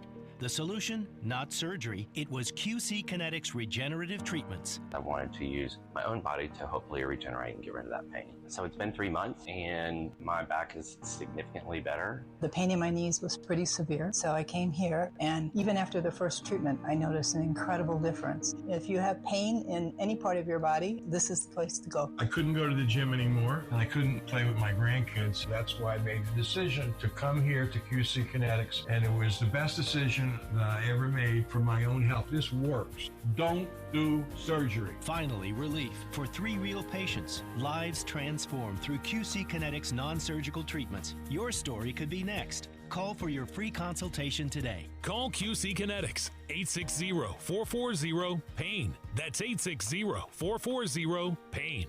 860-440-PAIN. This is a special alert to all Americans who own a vehicle with less than 200,000 miles with an auto warranty about to expire or with no warranty coverage at all. Due to a decline in the economy, CarShield is announcing a low-cost month-to-month vehicle protection plan that is now available to the public to save any driver out-of-pocket expenses on future auto repairs. Call now to find out how you can pay almost nothing for covered auto repairs. Yes, you heard that correctly. Pay almost nothing for covered auto repairs. An open phone line has been established for all drivers to call for a free quick quote. Call 800-220-6409 now. Drivers who are covered will not have to pay for covered repairs again. This protection plan is at an all-time low. Additionally, drivers who activate this vehicle protection today will also receive free roadside assistance, free towing, and car rental options at no additional cost. Call us for your free quick quote today. 800-220-6409. That's 800-220-6409. What do you have to lose? Call 800-220-6409. Again, 800-220-6409. From politics to news to music to movies and anything above the sun and outer space and beyond, it's Reese on the radio. Damn, he's good. Only on News Talk 1080 WTIC. All right. If you're out there, you're listening in Ryan Fazio world, Ellington and Vernon do not have Fazio signs out there. Get them out there. That's in Ellington and Vernon. There are no Fazio signs out there, so get on it if you don't see them. I haven't talked to Fazio's camp in a bit. I'm sure they're listening. Please tell somebody to give the homeboy a holler. He didn't show up for my birthday party. I didn't take that personal. I know he's campaigning, but show a guy a little bit of love, huh? Come on, seriously. Ralphie Boy is in South Carolina. How you doing, sir? Good, Reese. How you doing? I'm great. Things. The Democratic Socialists, you know why they call themselves Democratic Socialists? Because to confuse? No, because they can't call themselves Democratic Communists because even the idiots that support them wouldn't vote for them. And that's a fact because they are communists. Yeah, I wish that somebody would just tell them to pick a lane. Exactly. Another thing, too, you were talking to Chris. When you talk about the Republicans controlling the House, Senate, and presidency, very true. But what he doesn't bring up is you need 60 votes in the Senate to pass those things. Yeah. And they don't have 60 votes. And the only way they can go beyond that is to blow up the filibuster. But, they've got, what's his name? Why am I forgetting his name right now? Harry, Reid? Yeah, Harry Reid disease. Because, he famously, after his whole debacle that came back to bite Democrats on the behind, Republicans are just as afraid. But I wish the Republicans understood that if indeed they were to vote on this and remove the filibuster and get the 51 votes, what would happen afterwards would be astonishing if they gave it a chance. And I know that this would be true. And that is the SAVE Act would be passed, and ID would be a requirement, and they would learn, as everybody should, is that half the votes that are accounted for are fake, phony, and fugazi. Oh, absolutely. But the thing, too, you got to realize, and we don't know if it's true. That's the problem you deal with. If the Democrats take control, will they do it? And if they would do it, Republicans had better darn well do it now while they got the ability to do it. And, okay, let's pass all these things. That's right. A couple other things, if I may, Reese. Let me ask you, how many of these union people you think are going to vote for someone who wants national health care and give up their great health care benefits? That's a good question, because Lamont is talking a great deal about universal health care, but not really, expanding on how that would affect union workers' health care benefents. Do you know what kind of health care benefits state employees get? They're phenomenal. I can imagine. I would only imagine any state would have them. I mean, they are a political, powerhouse, with the amount of money they can use in their coffers to, grease the wheels, if you will. And will those unions come out and endorse him after he told them, we're taking away your benefits? And I think I told you before the story about the gentleman from England, but people got to realize, I like to deal in facts and truths. Never mind this BS we get. If they get national health care in this country, people will be waiting 3 to 4 months for a doctor's appointment, and they will not be able to pick their own doctor. They're going to have one picked for them. Don't get me started on that. Don't get me started. Don't get me started. If they need surgery, Reese, they're going to have to wait a year or longer for surgery. There's a part of me, before I let you go, Rob, there's a part of me that kind of wants them to get a taste of that, because I just got a taste of that the other day. Roseanne needed to go see a primary doctor, and they had nothing available until October. And she's in the VA. So you can imagine. You know what I mean? There's a degree of socialized Medicare or a medical assistance there that, again, telling us that we weren't going to see it was an eye doctor's appointment. We weren't going to see anybody until October. And it was... Is she a veteran, your wife? Yeah, my wife's a veteran. Yeah, we weren't going to get anybody until October. Thank her for her service, because it's very greatly appreciated. especially down here in South Carolina. And God bless her. And what you got to do, Reese, and I'm sorry, it's time to, everybody's got to say, okay, Democrats, communists got to go. You may not like Republicans, but they're a hell of a lot better than any Democratic communist you're ever going to elect. Indeed, sir. Let's go to Patty. Hello, dear. Welcome back. Thanks, Reese, for taking my call. Appreciate it very much. You have a great show. Thank you. I very much agree with 100% of what Joe said earlier today. Mm-hmm. He's probably part of the reason that I actually called. You know, I'm going to say this, too. We should never take for granted the Bill of Rights, the Constitution. That's That right. is what makes this country so different from every other country in the world, and that is the magnet that brings everyone to this country. But it is not the United States' responsibility to allow everyone to come in from every other country who do not assimilate, who do not adapt to our language, who do not adapt to the rules of our country, who wants to go from their country into our country and put their country into our country.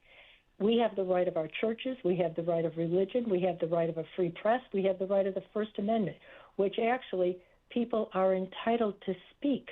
People are beginning to be afraid to speak. And it's getting to a point in our country that we are not going to recognize the country that we are now in because we have a problem saying no. There is no other country in the world, Reese, that you can go to that you will ever, ever be allowed to walk into a country and think you will be fed, your children clothed, receive medical, give them school, and have special teachers to teach the language you come from. All of my relatives had to come here and learn English. My grandmother came here by herself, and she was 16 years old. Wow. She was born in this country, and they went back. But you know what, Reese? We should never take for granted the gifts that people before us fought and died for that made this country the best country in the whole world. Do we have problems and issues? Yes, we do. And we need to identify them and put programs in place that actually take care of those problems. For one of them is the lobbying, because we send people to Washington, D.C., give them good salaries, good benefits, and you know what? When they get lobbied, they're not voting for you anymore. That's right. They're voting for the people who funded them. You said We something, need to correct- Patty, you said something I thought was very important to this conversation about where we are with regards to people who come in from other countries who do not assimilate. And it is a point that I failed to make when talking about this argument about people who say, remember the video I put out, I played it on the air with the Haitian guy who was at the Sean Scanlon presser, where the guy from Haiti says that the reason why people in Haiti are in the United States is because we destabilized Haiti. And in essence, because of our destabilization of Haiti, Haitians have to come to the country who destabilized it. And my argument there... Not the law. It was. I'm sorry? That's not the law. That doesn't give anybody the right. Oh, to no. I mean, absolutely right. But they're looking for a perception to actually be able to change our country. That's exactly my point. That's That's exactly my point, is that what I failed to mention in that, and it's obvious because you can follow the breadcrumbs, right? What is the reason they don't assimilate? What is the reason they don't respect the country? Because they're allowed to. Right, exactly. Not only are they allowed to, but remember, they come... We actually stick together, and we should look out for each other. I don't care what color you are. I don't care what race you are. I don't care what religion you are. But you know what? We have a gift that's been handed to us, to our children, that was not free. And once you lose that, you never get it back. Yeah. And I'm going to keep going back to the Constitution. These Bill of Rights that they are starting to chomp away at and is actually very concerning, because when we lose that, we will never, ever, ever get them back. 100%. We have been gifted with this beautiful country, and you see little by little our food being poisoned, our air being poisoned. People should never have the right to poison things that this country has as natural things, our trees, our land, our ground, our crops, our food. 100. But see, it's the lobbying. It's the lobbying. That's where a lot of it takes place. And Joe's right on everything he said. And I'll be honest with you, in our home, I bet in yours too, if my husband wanted to say something to me, we're honest enough with each other that we can hit each other and disagree on something. We have no problem with that. I've been married for 48 years. I know. Patty, I'm just saying there's a lot of things that go into and family. 100%. We need to preserve in our house. I That's totally. how our children get their first foundation in life is the family. And they uprooted this in the 60s is where it started. And they Patty, started let me busing kids all over town. let me get some other Patty. Let me get some other people in here, Thank you okay? for your time. I love you. I Thank you, appreciate you. sir. No, what I was trying to say over Patty, and Roland is in the background seat. I told you. Yes, Patty will go on. My point that I was trying to make to Patty was that the other part of this Haitian who made this claim about America destabilizing Haiti. And why I'm always suspicious of these people who leave their countries and blame the United States for having to leave their country. Like, well, I had to leave because America came in and screwed it up. I'm like, why would I ever trust you in this country? You got an axe to grind. And that's part of the reason why they would never assimilate to the United States. They think that everything about this United States is bad, evil, and has to be torn down.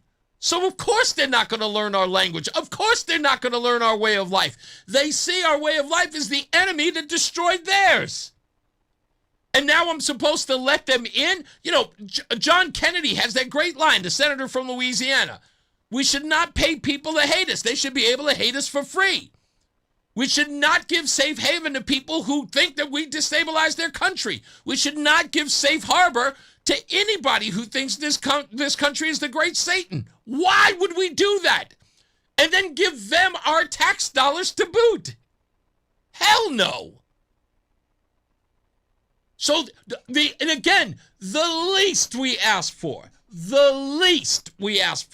is assimilate. That's all anyone's asking for. Because if you assimilate, then you recognize the core of who we are. Right? If you assimilate to the American ideal, what's the first thing you do? Just like the Italian immigrants who came here, the Irish, or anybody else for that matter. What did they do? They contributed. That was innately American. Assimilation means contributing, creating a life, creating a business or something, right? Creating something that you can leave behind for your children. Not that it doesn't happen in other countries, but it is unique to this country that anything you want to do in life, there's an opportunity for you to.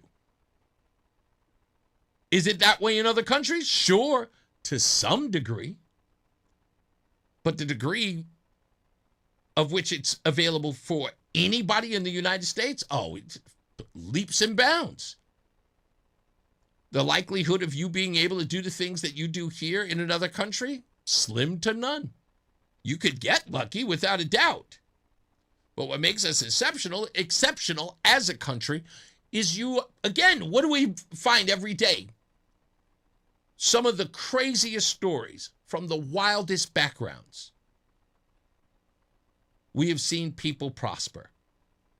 You couldn't read at 46? You own a cookie company?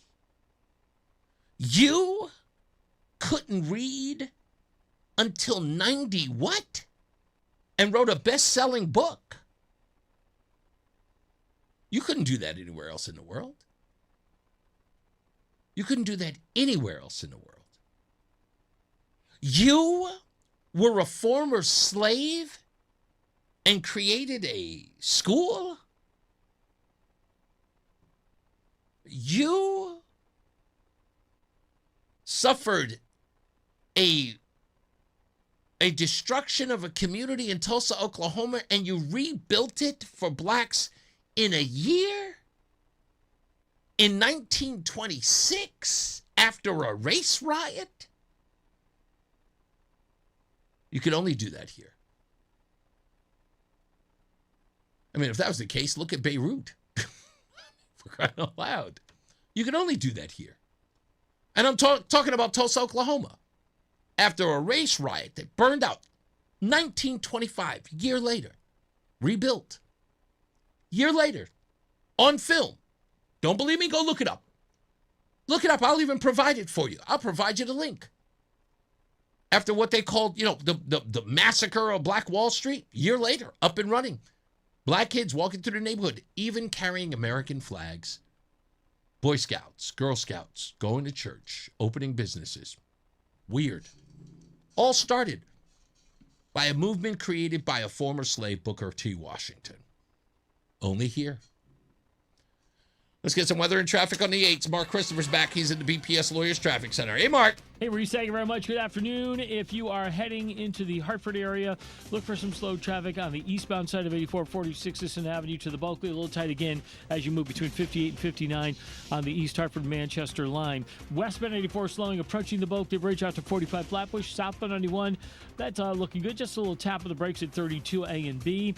And again, you'll see some slow traffic 91 south approaching 19 to 17 in Meriden. 291 westbound slowing in South Windsor, exit 2 to the Bissell. 2 westbound slows, 1D up to the 84 West merge in East Hartford. Both sides of 9 heavy approaching the Aragoni Bridge in Middletown. 84 eastbound is tight approaching 18 in Waterbury to the Mixmaster. Westbound 84 is a little tight approaching the Mixmaster in Waterbury. If you are southbound on the Parkway, look for delays now from 53 in North Haven down into the West Rock Tunnel. Traffic and weather together on the 8s. WTIC News Talk 1080. WTIC weather. We've got a partly cloudy sky on tap overnight with a low of 62. Sunshine mixing with a few clouds tomorrow. It'll finally be less humid with a high of 86. The clouds will break up tomorrow night with a low temperature of 66. We will have some sun Thursday, but also a shower or a few sprinkles mainly during the afternoon with a high of 84 degrees. Partly sunny, low humidity on Friday with a high of 82. Partly sunny to start the weekend on Saturday, the high 77. And then mostly cloudy with a couple of showers and a thunderstorm on Sunday, the high 79.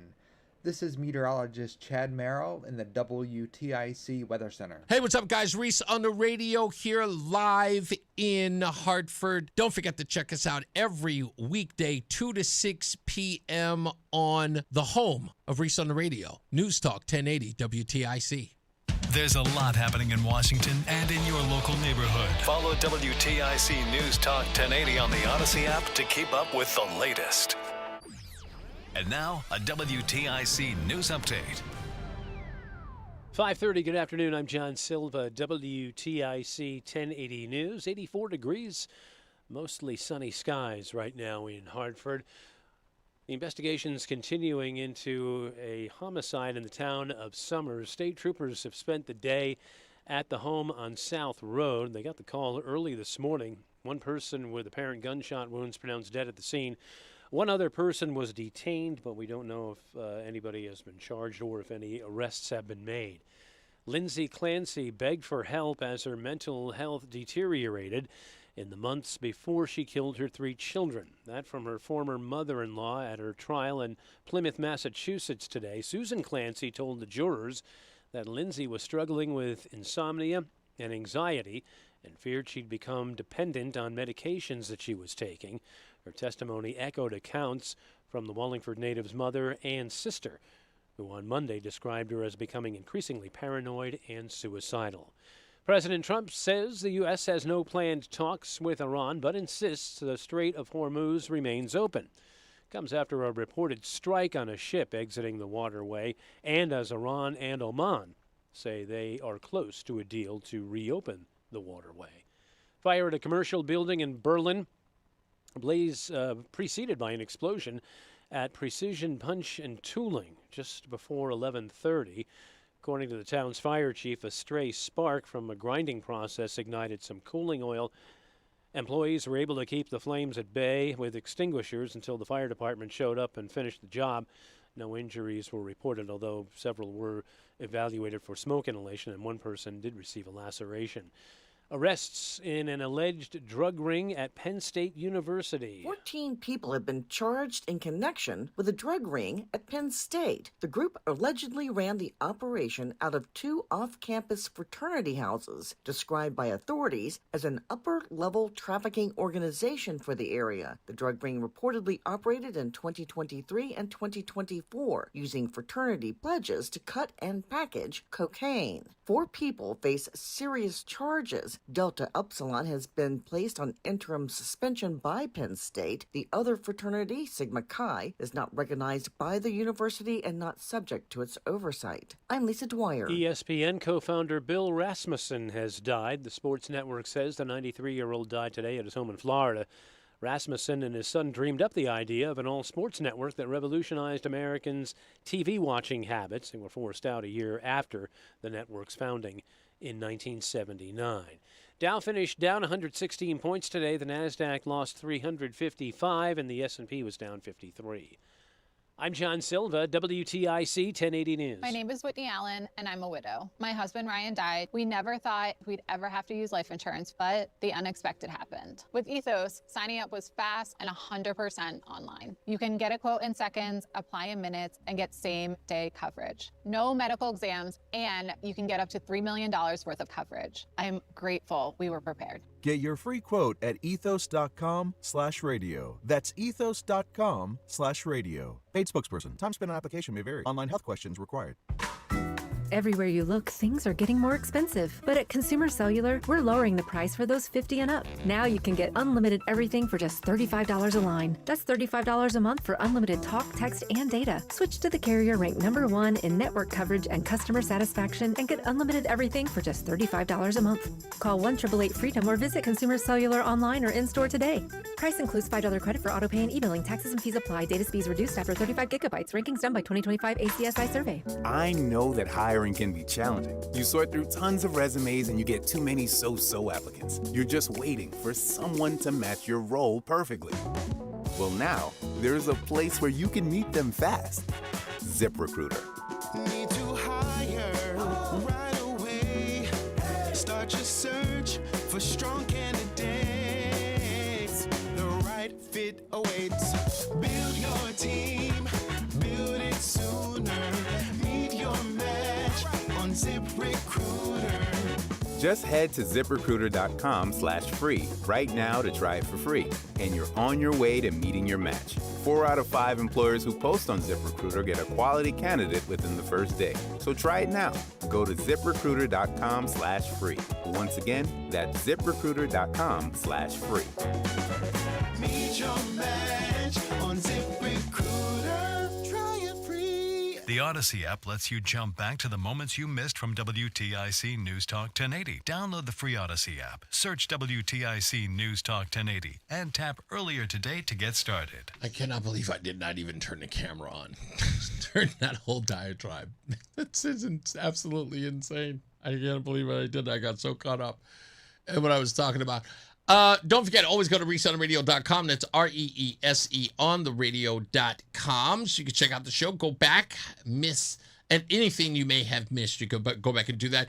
Make sure you also go to reeseontheradio.com so you can like us on, or at least follow us on Facebook, on X, or on all the social media. And I'm working on making sure all of our social media is up and running. That and I know some people like the TikTok. I know you like the Instagram and all that stuff.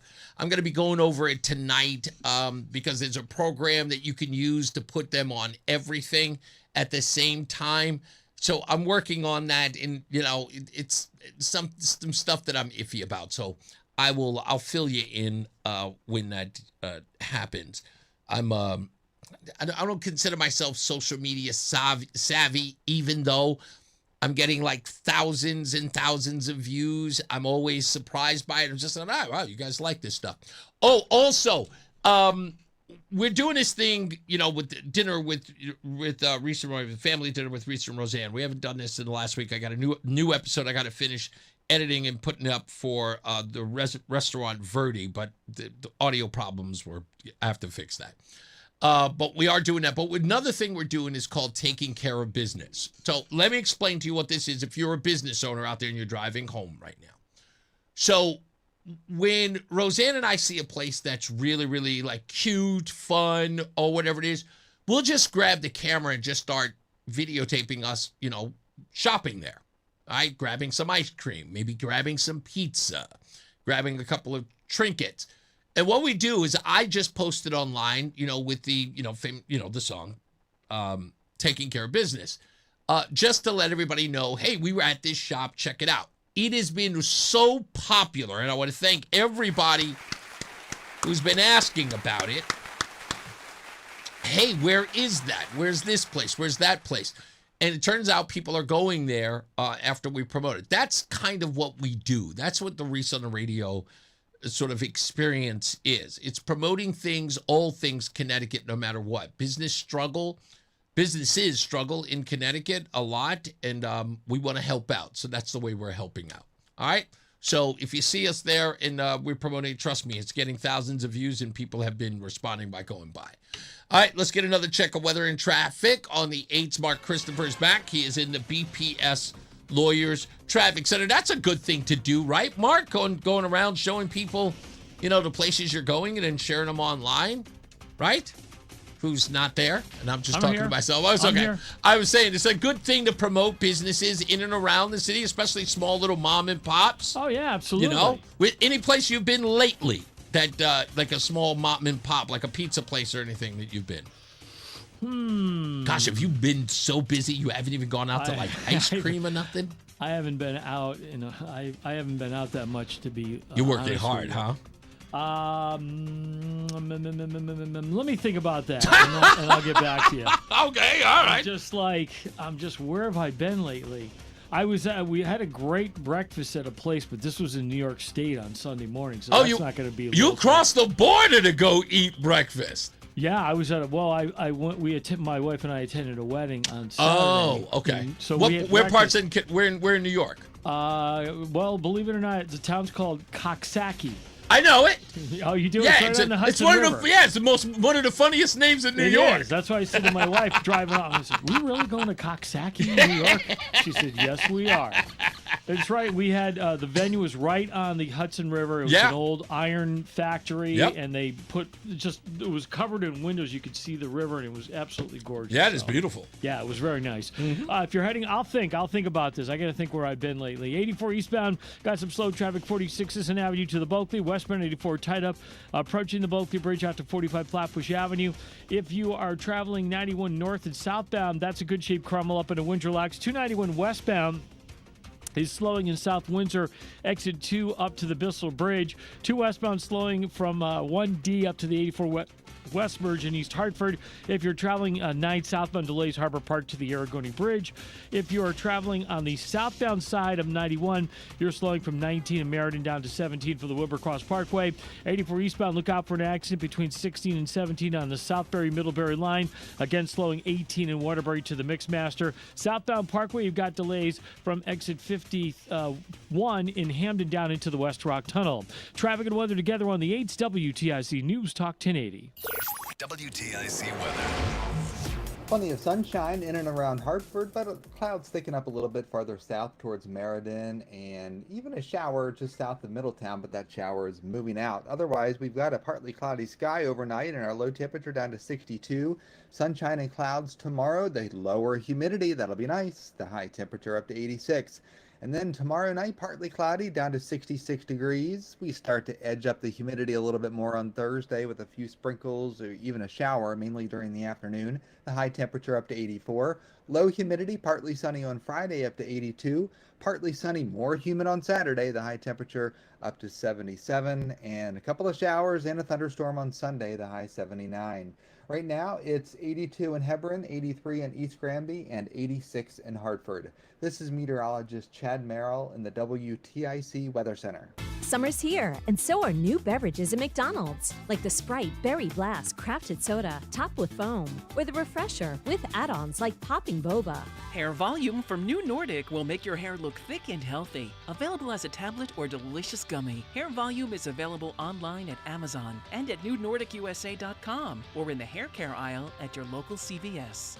Wesley Financial Group is not a law firm. Hi, I'm Chuck McDowell, the timeshare cancellation guy and founder of Wesley Financial Group, and I want to set the record straight. I am not an attorney. I've never wanted to be an attorney, and the truth is I really don't even like attorneys. If I sound like an attorney or if I look like an attorney, I'll apologize. But what I've learned in my 15 years in the timeshare cancellation business is you don't need to be an attorney to get folks out of their timeshare. At Wesley, we've helped over 40,000 families cancel their timeshare without me being an attorney. And I want to share with you how we do it. Just give my office a call, and you will not talk to an attorney. And I guarantee if we take you as a client, we'll get you out of your timeshare, or you'll pay nothing. Call now for your free information kit. 800-714-9090. 800-714-9090. 800-714-9090. Download to see if you qualify. Not all customers will qualify. Transfer fees may apply. No Albert subscription required. Albert is not a bank. Albert Instant Loans are issued by FinWise Bank, member FDIC. Not an actual client. Terms apply. Kylie, what's wrong? I just got hit with a car repair bill. I'm behind on rent, and I feel like I can never save any money. Have you tried the Albert app? Albert is your financial assistant, helping you find ways to save and create custom budgets to actually grow your money. Plus, you can get up to $10,000 for big expenses or advance up to $1,000 fast when you need cash right away. Albert can get me up to $10,000? Exactly. Albert spots you in a pinch and helps you grow your money in the long run. I'm downloading Albert right now. Download the Albert app and use promo code INSTANT to borrow up to $10,000 for whatever you need. The Albert app helps you budget better and save more money so you reach your financial goals faster. Download the Albert app right now and use promo code INSTANT to borrow up to $10,000. Use code INSTANT to borrow up to $10,000. What's up, everybody? You know who it is. You know who it is. You know who it is. It's Reese on the radio. Frederick Douglass of the 21st century. It's WTIC News Talk 1080. All right, let's get to it. Plenty of people on the lines, and let's go through a speed round, if you will. Mark's in Vernon. How are you, sir? Mark? Okay. On hold for too long, I guess. Let's go to Steve in Andover. Hello, Steve. Hey, good afternoon, Reese. What's up, buddy? Well, three things I want to talk about, but just get the picayune thing out of the way. Tell the weather guy that as much as I appreciate his biblical interpretation of the word Hebron, it's Hebron, not Hebron, when he's giving out the weather. Moving along. I couldn't call in yesterday, but I had a bone to pick with you about yesterday. One of my pet peeves, when we give credence to the language that the left uses. And you kept using the word gun violence yesterday when you were talking about what went on in Hartford. There is no such thing as gun violence. Okay. There's only human violence. Fair. Guns are merely a tool that bad people use. Vlad the Impaler was never called impale violence, right? I mean, it's street drunk violence. It was never, you know what I mean? Yeah, yeah. So let's not give credence to the left with their wacko linguistics on all the little words they've made up, and that's one of them. So there's my sort of bone to pick with you from yesterday. I don't mind. Today, the assimilation thing. Okay. One of my long-standing issues. Let's face it. Whenever I see those stupid signs, diversity is our strength, I want to go rip them down, spray paint them. Diversity is not our strength. Diversity is weakness. Assimilation is our strength in this country. We are a melting pot. We are not a charcuterie board. So we put everybody together and we make one great nation with American exceptionalism. That's right. Like I said, that charcuterie board mentality, which is what everybody seems to want, is what creates division. Mm-hmm. And, I mean, it goes back a long ways, but let's face it, its real strength came from Barack Obama. Mm-hmm. And creating this sort of dissension and division in this country that he did. And we've talked about this before, you and I. He came out and said at the beginning of his term, fundamentally change. We're going to change America. Mm-hmm. And that was with the division stuff. So, yes, 100% correct on that. Yeah, diversity is not our strength, it's our weakness. Getting back to, and then moving forward on that is the whole Bill of Rights thing. Mm-hmm. So when people talk about, the Bill of Rights are not the rights that are guaranteed to us as Americans. Mm-hmm. It's those rights are given to us by God. That's right. What the Bill of Rights says is what government cannot do to strip us of our God-given rights. Correct. And that's what people get wrapped around the axle. Mm-hmm. And I'm going to go back to, and one of my favorite things here is the 2A community. Without the Second Amendment, there would not be a Bill of Rights. Mm-hmm. And I realize there are 2A people who listen to this show, but they're not very vocal, and that's sad to me because the only way, and you just mentioned it with the woman that was on a little before me here, mm-hmm. Our country goes down the tubes is when we are unable to defend the stripping of our rights by mm-hmm. our government. That's right. And what makes us unique in this world and on this planet is the fact that we're able to do this. Let's rattle off some countries, right? England, right? went from 1990s, right? You could own guns to today. You get arrested for, somehow denigrating your neighbor on Facebook. Yeah, wild. Yeah. Australia, right? Voluntarily, they gave up their guns, right? Back in the same thing, back in the 90s. What happened? Murders by knives and, blunt instruments skyrocketed. Went through the ceiling. Yep. Absolutely. So, yeah, I'm on my sort of, because without them, like, we would be at the mercy of all these wacko lefties who keep